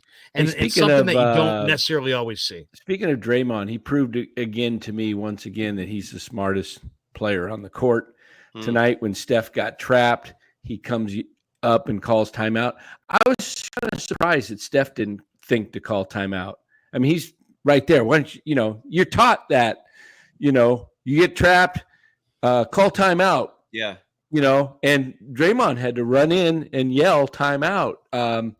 So, I don't know. It was to me, he's another coach on the floor. If he wants to be a coach someday, he could be a really good coach. He'll be a broadcaster. He's the next Barkley. He's just smart. He's just very smart basketball player. Well, okay. So now, Cy just said he's going to be a broadcaster. If you were Draymond, he could forget broadcaster. Why wouldn't I think I'd rather be Jerry West. I mean, be a GM or run a team. Yeah. I mean, you want to sit there and tell Fitz, hey, that was a hell, I'll tell you, Bob, you want that? Mm-hmm. Or they'll be on TNT or something, but all right, fine. Oh, hey, I'll tell you, whatever. Ernie, spot on, BA. You want that? Or do you want to sit there and actually see if you could be the architect of the champion? I think Draymond, just listening to him talk about the game, there's no doubt he could coach. Listening to him talk about the young Rockets players and how they could identify the right basketball plays and how impressed he was listening to. Did you hear that thing the other day when he was talking about overhearing some of the Rocket players on floor dialogue with each other? Did you hear that?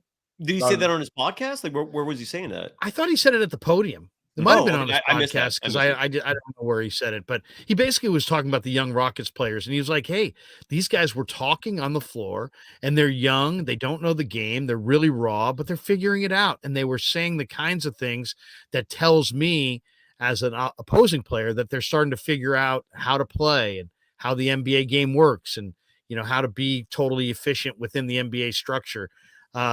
So I think there's no doubt he could coach. But the coaching thing seems to be kind of, I don't know.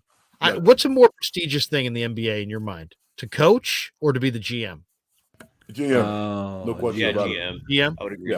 Yeah. GM, yeah. Because coaches get fired, and Yeah. GMs get fired also, but they have a long. But they at least get to fire somebody before they get fired. Yeah. Let me respond to No Cap and Jordan Poole. Hey, listen, No Cap. I speak to what I see. All right. There's nobody who roots for athletes more than me. I want Jordan Poole to be as successful as he aspires to be, but I cannot come on the Larry Krueger show or any other show and not tell the truth. I mean, now this performance, 32 points. Let's see him put 2, 3, 4 of these in a row together. All right. And then I want you to come on and say, yo, no more Jordan Poole slander. After one game? Come on, man. Come on. Yeah, man. Frank, that was my point exactly in Locked On Warriors tonight, talking about Poole is that's the one thing he hasn't figured out yet. And that's usually what differentiates good from great, at least in the NBA, if not all sports, is consistency. And Poole has not figured that part out yet. Doing it night in, night out. He has a night like this, but then he'll follow this up with like a 1-for-7 shooting night from beyond the arc. So I'm with you in that regard. He hasn't. We got this one from Tom Pierce, who's a channel member. Tom, good to see you're here tonight. He says, how long will it be for GP2 and Wiggins to get back up to full speed? 2 weeks. 3 weeks. Really, that long? Depends. 3 weeks?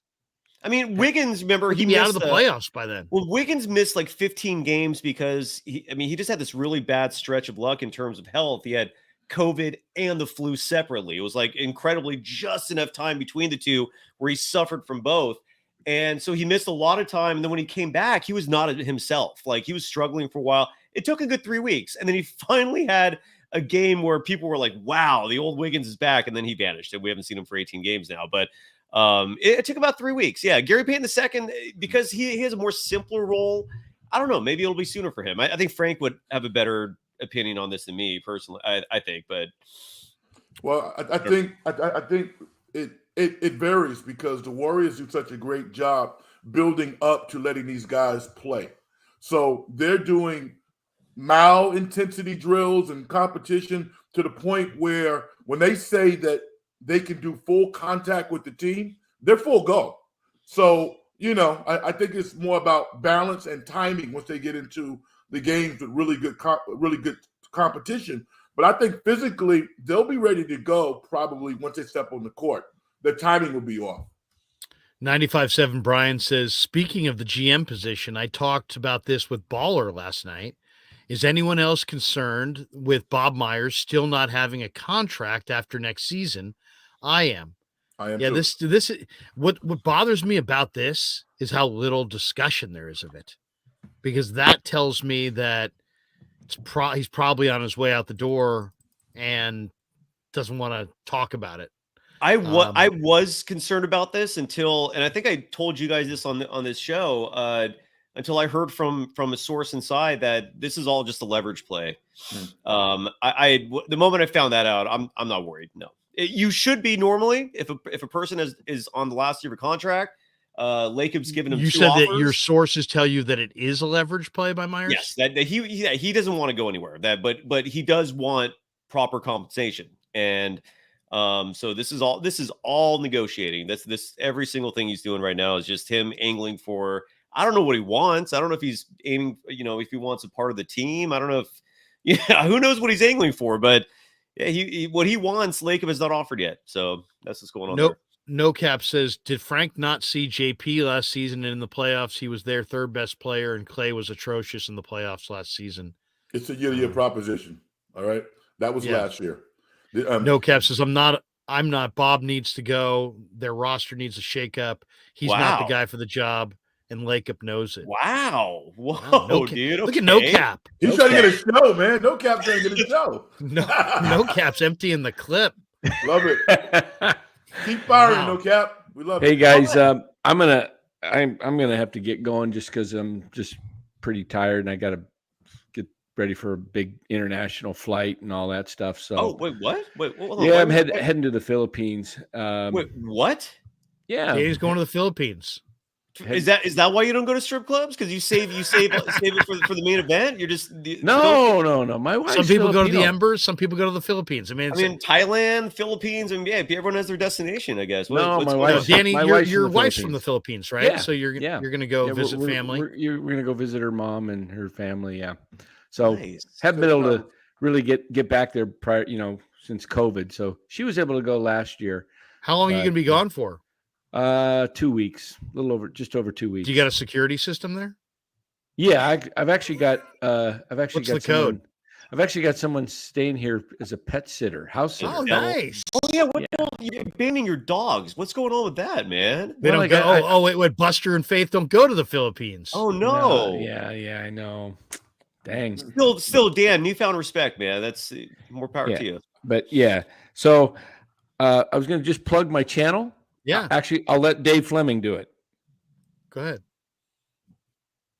Hi, everybody. It's Dave Fleming with the Giants. We're here in beautiful Scottsdale. Just want to encourage you to check out Dan on the NorCal Sports Network. It's worth your time. It's worth your time. There we go. I love it. It's like it could be the tagline. NorCal Sports Network. It's worth your time. It's worth your time. Yeah. It's worth your time. I love it. Yeah. Dave Fleming is a legitimately good dude, man.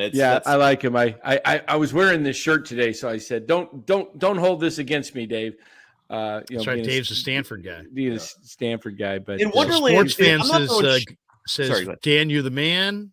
Then we got a God bless Dan. Wow. All right. Wonderland, I'm not throwing shade at Dan. That's legitimate respect, dude. Tammy says, "Dang, Dan is a big baller." All right. Exactly. That's what I'm saying. Exactly, dude. Yes.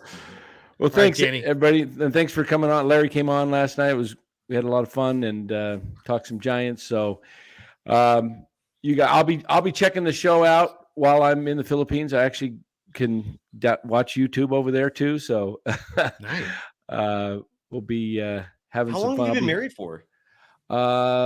Be 5 years this June. Oh, okay. So this is a relatively new wife. Okay.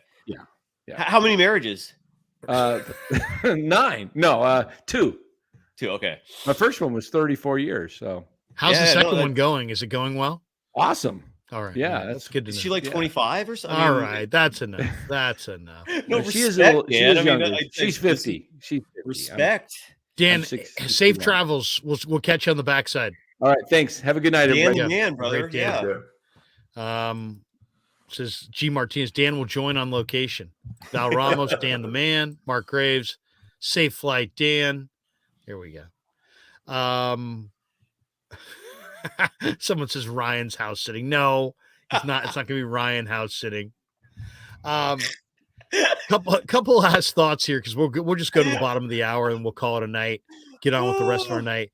But overall, guys, the one thing I tweeted earlier today, I want your guys' thoughts on this. I kind of think now maybe I'm wrong because I watch a game like tonight and I think maybe I was wrong. But one of the things I would like to see, I think that Jonathan Kuminga could be utilized as a guy who they run their offense through a little bit more and not just like a really athletic finisher. They use him as an athletic finisher. And if you noticed, the ball will cycle to him sometimes at weird times, considering he doesn't have a knockdown perimeter shot. And yet it will cycle to him sometimes late in the clock, and he's got to kind of make a decision. And he's making some really good decisions.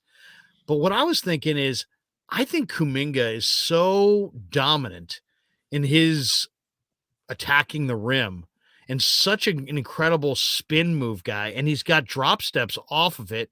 He's actually got some pretty nice developed like footwork off of it.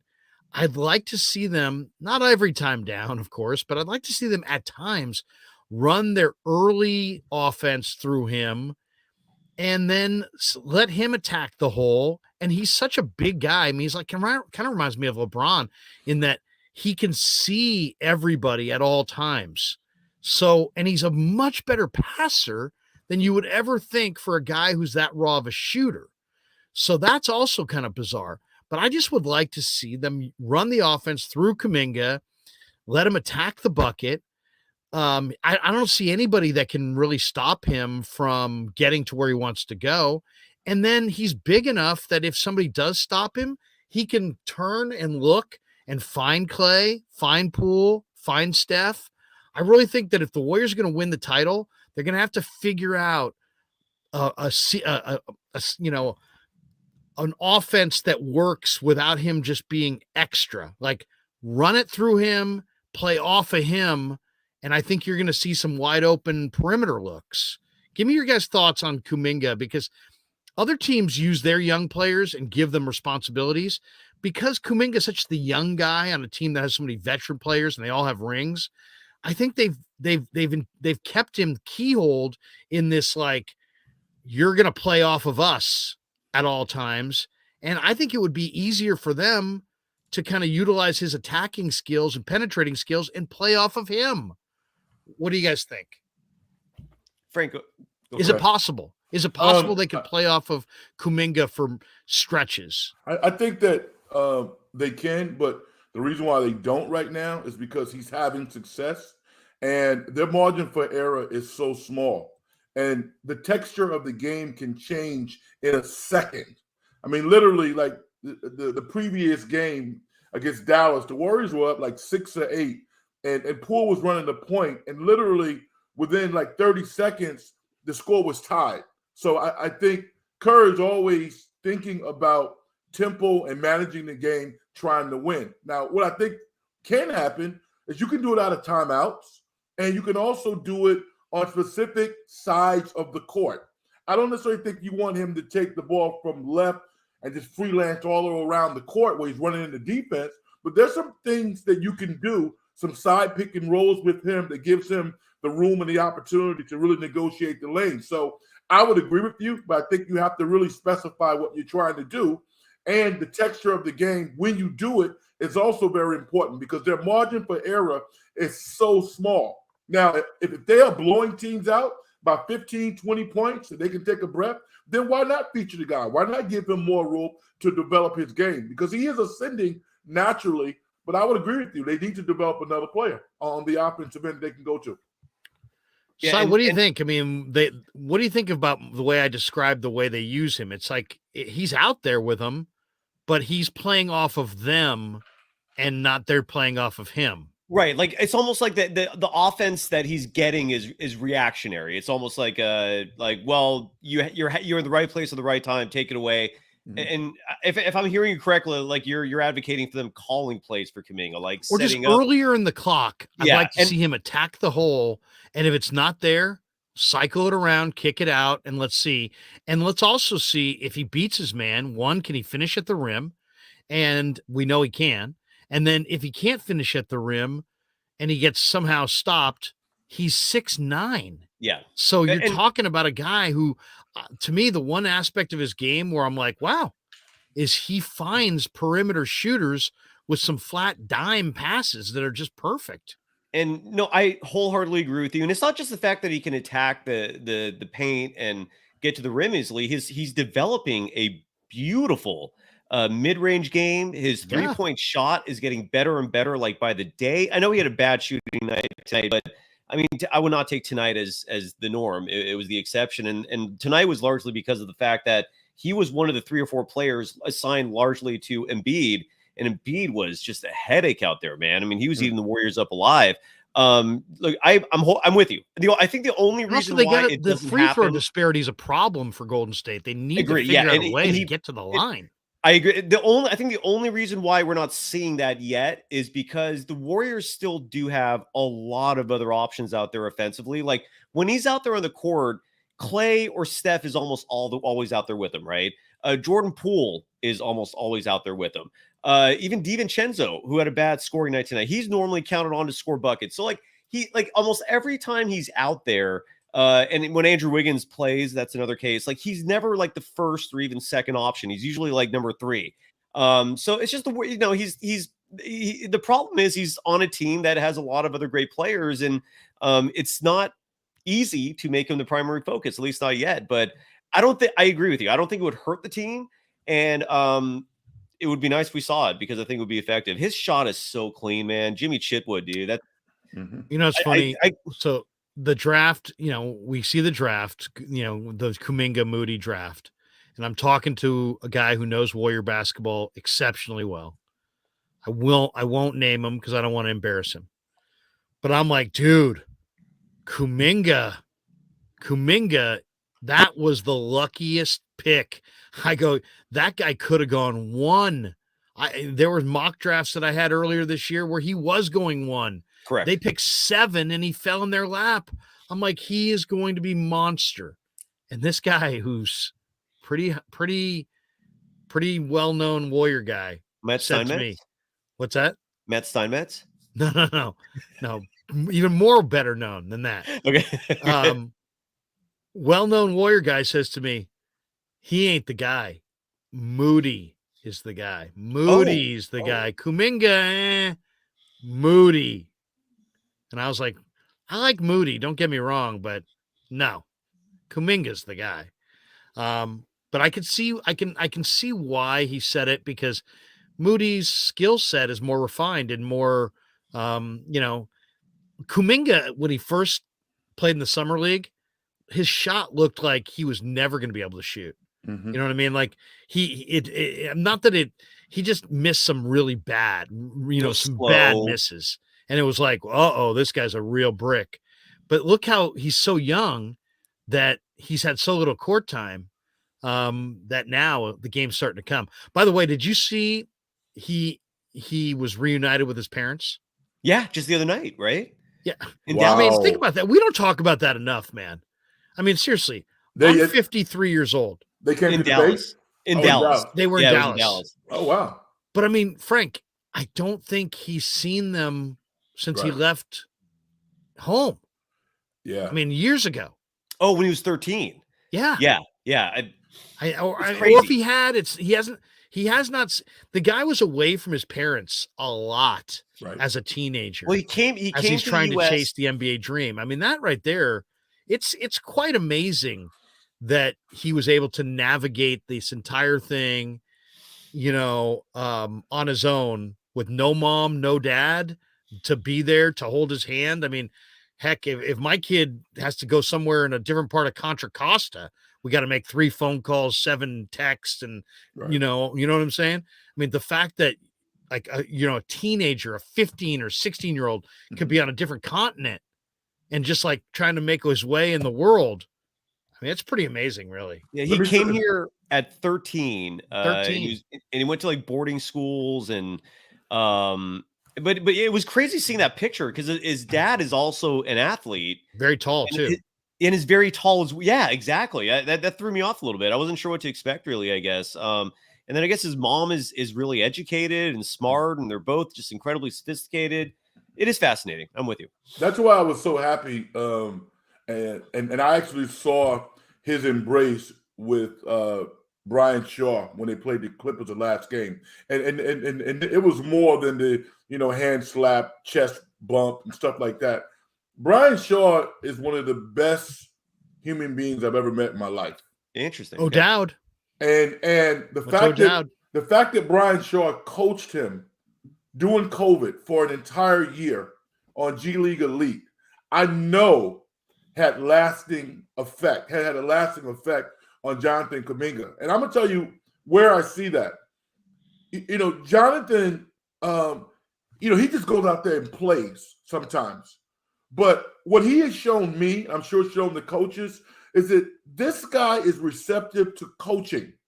He's never been in a situation where he's had the same coach for multiple years. And now you're starting to see his rise really, really fast, which makes the comment about Moody versus Kuminga kind of interesting to me because I love Moody. I didn't say anything good about him tonight. He had another positive plus minus.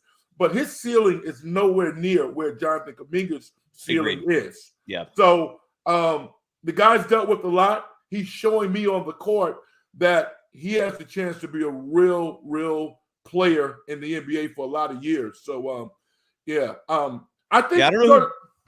I was just saying, I don't know who Dan Cocamiglio is, but they're absolutely. That's Dan. He was just here. And I'm kidding. Okay. But no, I actually like the Dominique Wilkins comp. Yeah, sorry, but I actually like the Dominique Wilkins comp, man. No, that's fair. You never know. First of all, there's only one Neek, right? I mean, come on.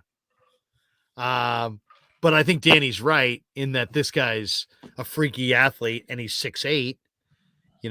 Maybe a little Dominique, maybe a little Len Bias, the late Len Bias.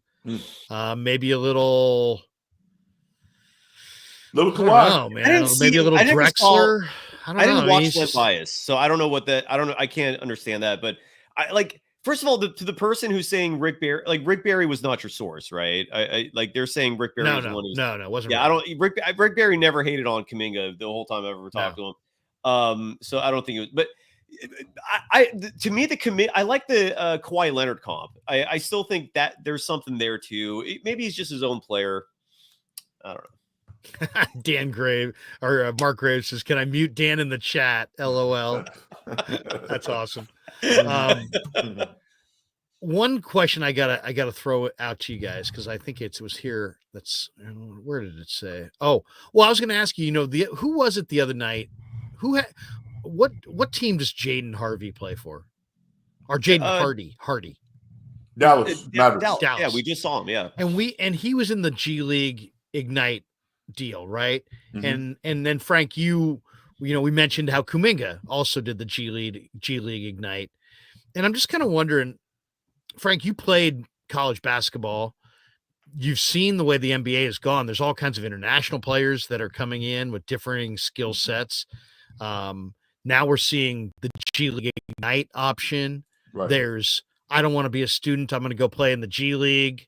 There's a lot of different ways, like routes to the NBA.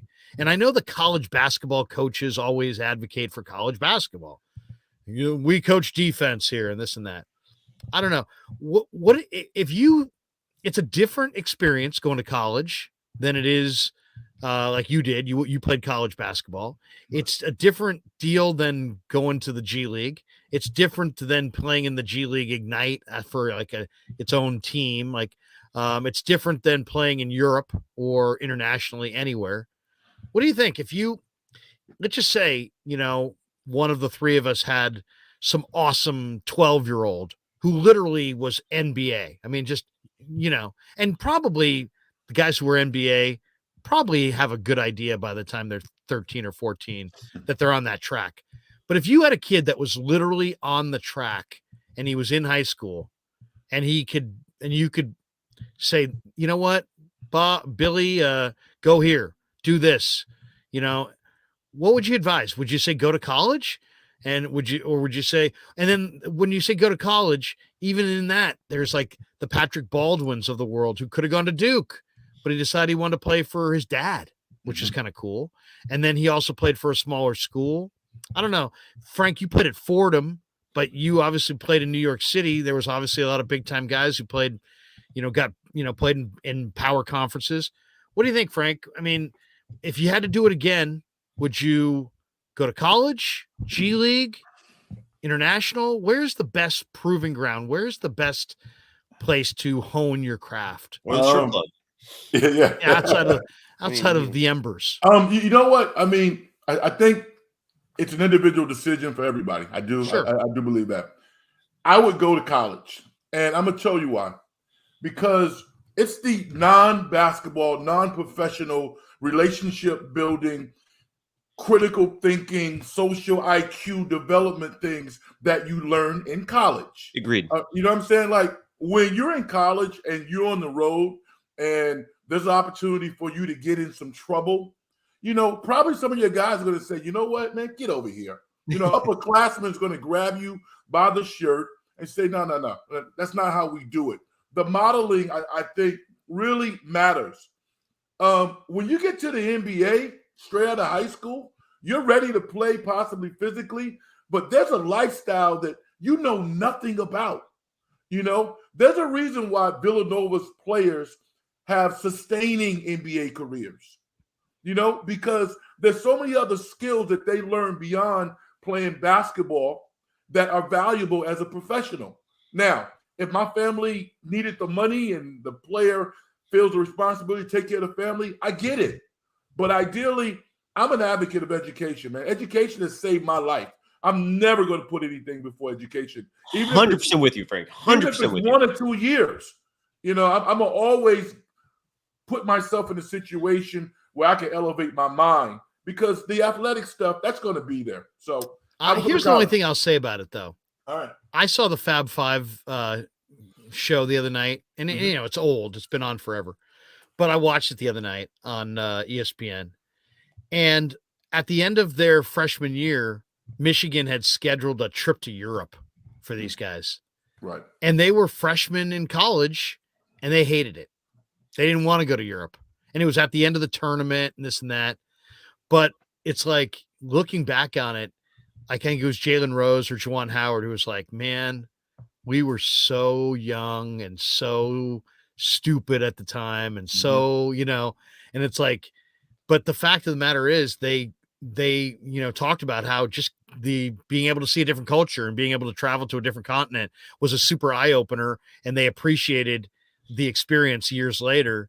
And they felt they were more well-rounded for going to Europe and having that experience. And so I always look at, the international travel portion of it and go, you know what? That would make you grow up. That would make you, less of a slave to American commercialization or whatever, whatever you want to say of the trappings of living in America. You're probably a lot less, likely to fall for it if you have a little balance, a little perspective, a little, what I mean? And maybe traveling to other continents and seeing other cultures does that. So to me, the international avenue is intriguing, but it's also, you're playing with men. You're playing with pros. You're playing in arenas where people are smoking cigarets and throwing coins and, you know what I mean? And guys are getting paid and there's guys who, no, seriously, guys, supposedly people throw burning hot coins at some of these guys in Greece. So, anyway, that's just my thought on it. But I thought, Frank, you eloquently put it. I mean, because college saved my life, and it definitely made me the person I am. But it's all the little things, like it's the social development. You're being forced to be in a setting where you're with anywhere from 10, 20, 30, 40, 50 other individuals, all with different perspectives.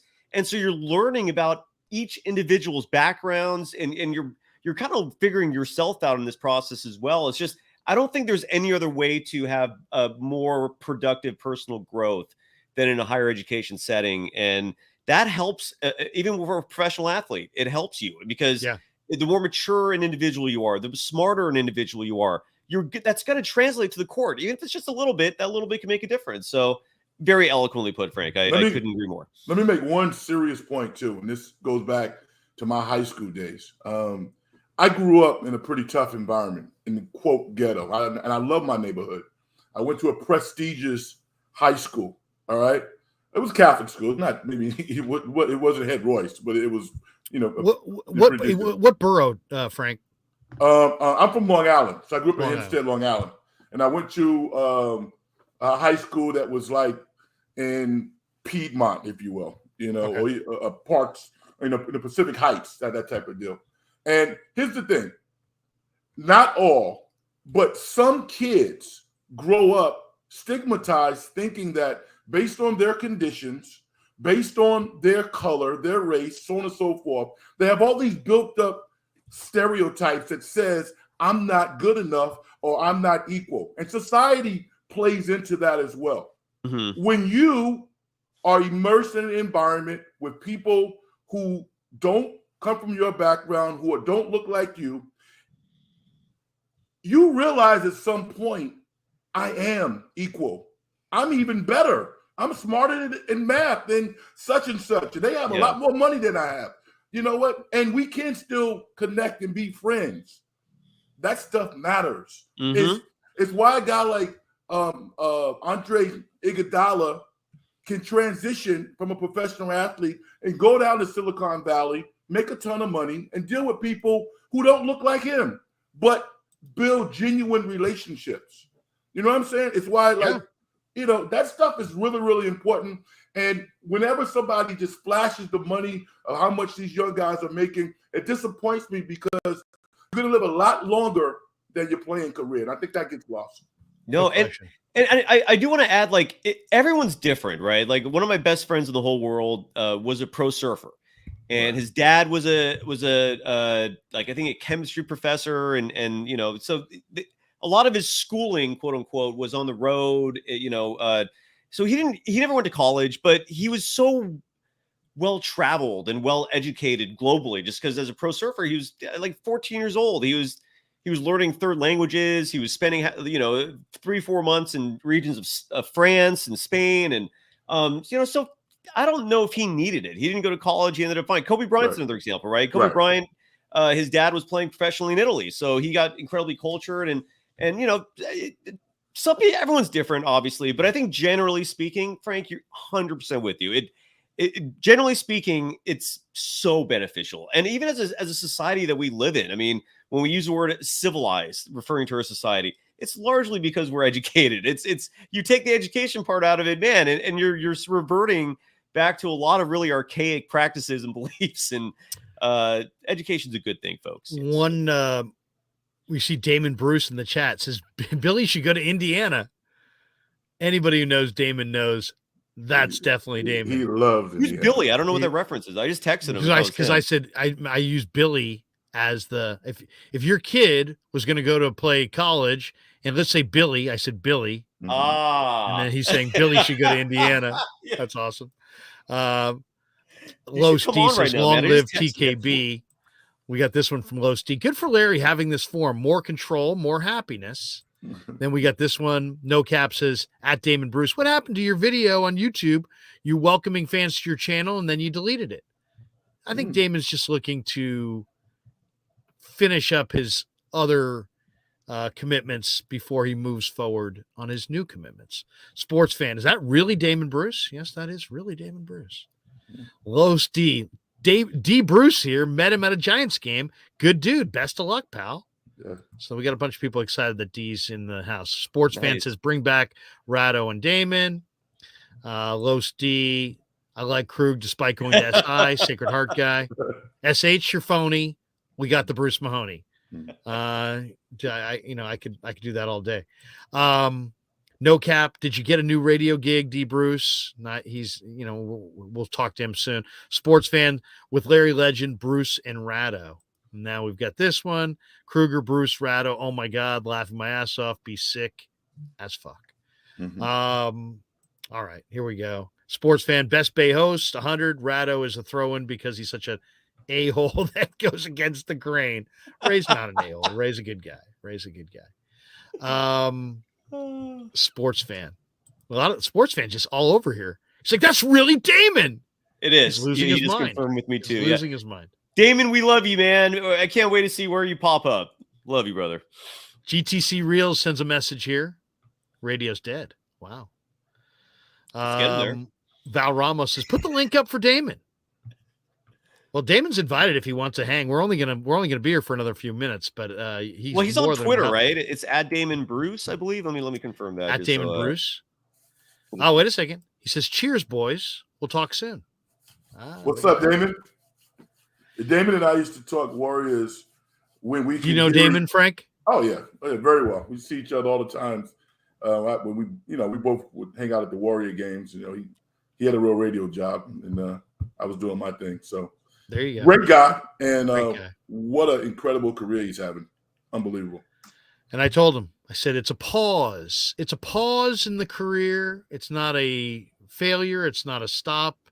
It's a tough budget and it's a tough deal, but we've all gone through it. At Damon Bruce. The bottom line is, you know what? You do well. They start paying you well. The money's under, the revenue streams are under attack. Radio's having a hard time attracting sales, attracting listeners. The whole pie shrinks, and suddenly, you're on the outside looking in, with no fault of your own. Jim Molay says, "Whoa, I'm really, really late." Molay's in the house. And Bruce Morrow, Locked On Warriors is too small for Damon Bruce. He's gonna probably do much bigger things than Locked On Warriors. He's gonna do bigger stuff than Locked On. All right, last thought, and then we'll get out of here. Warriors go, I believe Saturday, or is it Sunday? Sunday. Yeah. Sunday night, 5:30 start at home. I'm going. I think I'm gonna go. I'm gonna go. FP Santangelo, he invited me on his show. He's like the nighttime host at KNBR now, and he asked me to come on tonight. And then we're doing the interview, and he told me he forgot that he thought we were just talking on the phone. He forgot he was on the radio, because he starts at the end of the segment going, "Hey, so let's go to the game Sunday. What time do you want to meet up?" And I'm like, "Dude, we're on the radio, right?" So I'm going with FP to the game Sunday. I'm excited, man. I haven't been to a game in months. Well, remind him that he's agreed to come on the show on Monday. He's going to be here Monday morning. Deal. I believe Monday morning. I think Monday around 10 or maybe Monday at around 11. FP's going to be on. We're going to talk a little Giants. There you go. Look at that seg. Look at that. Look at that. Couldn't have planned that better if we tried. Frank, tell us, where you're at. If people want to follow you at Big Frank Red, of course, on Twitter. Yeah. I've encouraged Frank to get the Dungeon reloaded. Because the Dungeon was one of my favorite shows of all time and needs to be brought back. Frank hosted a Sunday night show on 1140 in SAC called The Dungeon. And it was a combination of sports and hip hop and really it was a combination of music and sports, wasn't it? What happened to it? It ran for like 12, 13 years. And it was interesting what Larry said. Budget cuts and things happened. And the show, check this out. The show was so popular, right? They didn't let me back on air. I went on vacation to Thailand to do a basketball camp. My producer knew I was getting fired. They told him, if you tell Red, we're gonna fire you. So he couldn't tell me. So he couldn't tell me. And listen, man, I had an incredible run, 13 years, number one for like 10 years. Wow. A lot of the people that are prominent in the industry now in Northern California, we worked together on my show. A lot of them when they first started, and now they're doing crazy things. I'm so proud of everybody. But yeah, you know what, Larry, listen, man. I'm going to do the show, but I'm doing crazy things right now. I'm going to release another record in 2 months. I'm in the studio recording, writing. I got a gig, so I do a lot of stuff. But I love this stuff, man. And the Dungeon's going to come back. I got to figure out about licensing and music and a whole bunch of type of stuff. But we're going to bring it back. In the meantime, people who support me on Twitter really support me. But I got 400 listeners. I don't really promote it. I'll say if you want to converse back and forth, then follow me on Twitter. I generally follow everybody who follows me, and we have a good time. I love to write, and movies is another thing that I'm going to incorporate because I'm a big movie guy. I go to the movies every week. Generally, I've written a screenplay. I'm in the process of doing some other writing now. I'm writing a play and stuff like that. So wow, I'm a pretty you're pretty You're diverse, talented, man. You're talented. Seriously, you're a talented guy. I'm going to play your song "Make You Feel" on the way out. Okay, we're all tonight. talented, man. I feel And privileged. it's really, really good. All It's really good. Thank you. I really appreciate you. But anyway, Bruce says Thailand. Dang, you guys love Asia. Phuket, man. A lot of money there. A lot of money. I should do a basketball camp in Phuket. Did you? Yeah. Sweet. Yeah. All right, that's going to do it for us. Warriors right. get a nice win. We'll let you guys you. out. Frank, have a great rest of your night. Have a great Friday night, rest of your weekend. All right. I'm going to play a couple commercials, but on the back end, I'm going to play your song on the way out. So, Appreciate you. always love rapping with you, Frank, man. have a good Always night, love brother. seeing you Take and care, getting your thoughts. All right. The good fans night. love you. Have a great night, man. Peace. There we go. Frank Red. Sai, you want to hang through the commercials or you want to jet? You got a jet? I'm hanging with you, man. You tell Okay. me. What are you doing? Let Whatever me you do, tell I do. people about let me tell people about Pig in a Pickle. Pigandapickle.com, the title sponsor of the Krueger Show. They've got 2 locations. They're at 341 Corte Madera Town Center right there in Marin County. They're open 7 days a week in Marin, the best barbecue in all of Northern California. Also check them out in Emeryville, Wednesday through Sunday in Emeryville. The brisket, amazing. The brisket chili is even better. The potato chips cooked in the beef fat, amazing. Sandwiches, salads, family meals, kids meals, craft beers, catering. They've got it all. Pig in a Pickle. Check them out. 2 locations. Thanks to Damon. Thanks to Mary, the owners of Pig in a Pickle, for being proud sponsors of the Krueger Show. And, if you go to the mall there in Marin, and sometimes it's hard to find this place. It's right there. Here's what it looks like on the outside. Here's a message from Pig in a Pickle.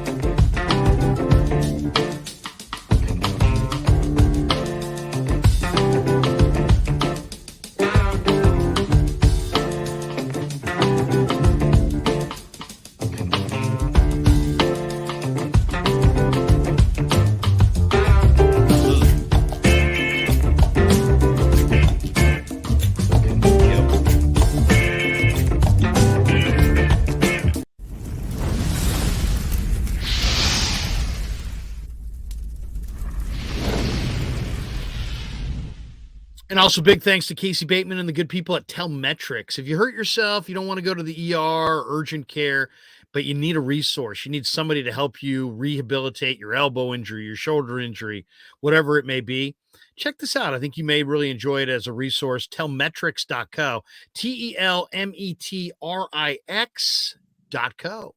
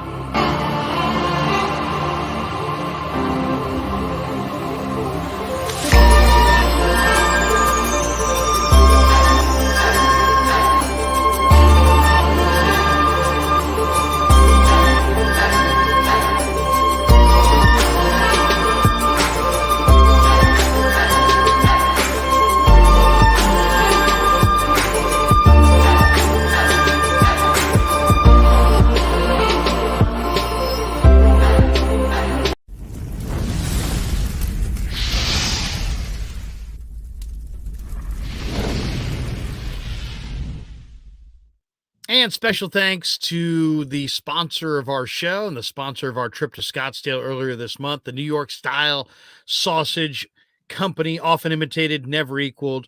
New York Style Italian Sausage. Man, they are a proud sponsor of the show. This Italian mild, the Italian spicy, the chorizo, it's all phenomenal.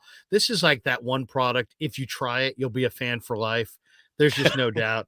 NewYorkStyleSausage.com, and now a word from their owner. So New York Style Sausage was started over 70 years ago. We are the largest producer of fresh Italian sausage on the West Coast. What makes our sausage in New York style is really the recipe came from back east, from New York, from Connecticut. If you look at all of our labels, there's maximum 4 or 5 ingredients, which we're really proud of. There's no preservatives, no MSG, fresh in, fresh out. The pork comes in fresh, goes out fresh. There's never any freezing throughout the process. We've always used fine quality cuts. We're never going to deter from that. It's one of the reasons why our sausage is so good. I guarantee you put our sausage up against anybody else's from a flavor standpoint, no one will beat it, hands down. And do yourself a favor and do me a favor. Go buy a package of the New York Style Italian sausage.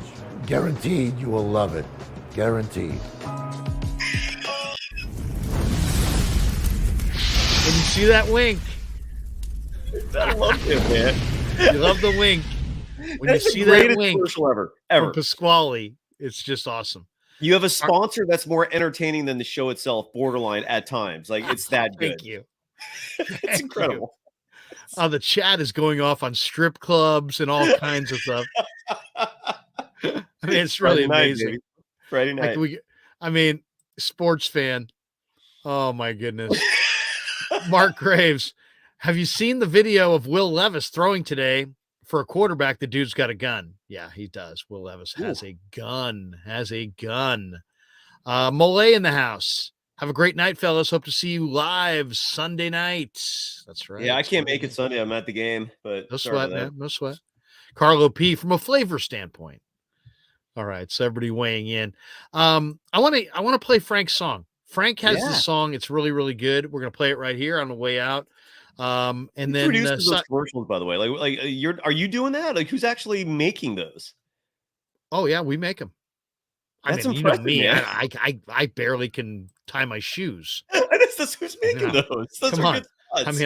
I'm just a button pusher, talker, big mouth, know-it-all. You think I actually have talent? No. Are you kidding me? That was awesome that Damon showed up tonight, though.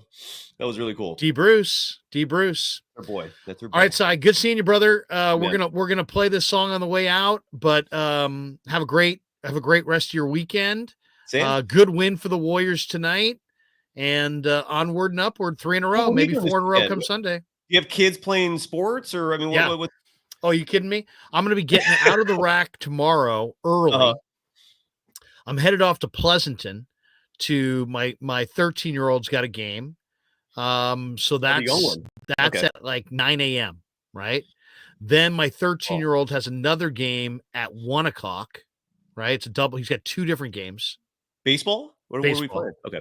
And then my kid who plays JV ball, high school kid, who pitches, Benjamin, he's playing at 4 o'clock in Pinole. So I'm going to be a baseball watching fool tomorrow. And I love it. I just love it. Somebody asked real quick to see Bubba. I just want to indulge them. Yeah, could you show us Bubba as we play the song? He's sleeping right now. Yeah, sure. Why not? All right, here we go. Here's a little Frank Red on the way out. Peace, love, everybody. Until next time, have a great one.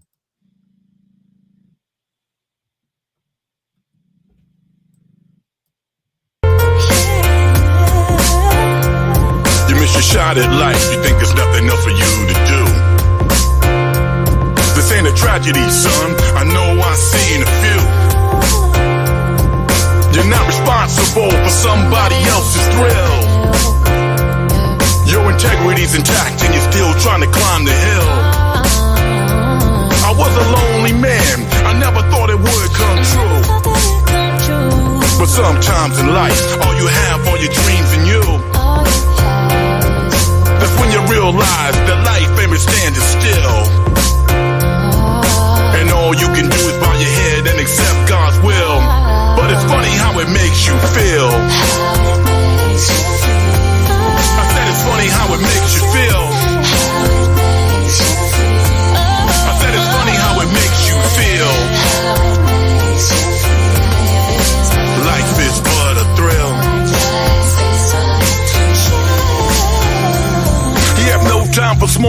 He didn't mince words, just summed the lyrics to the best song he ever heard. All his hopes and dreams had turned to despair, but what he was facing, there was no way to prepare. This came from a man who thought his life was ending. In his mind, it was serious, there was no pretending. He checked the clock on the wall before he said his goodbyes. Admitting tears he has gone, see back into his eyes. He was old in life, there'll be no encore. He raised his hands to the heavens, put his knees on the floor.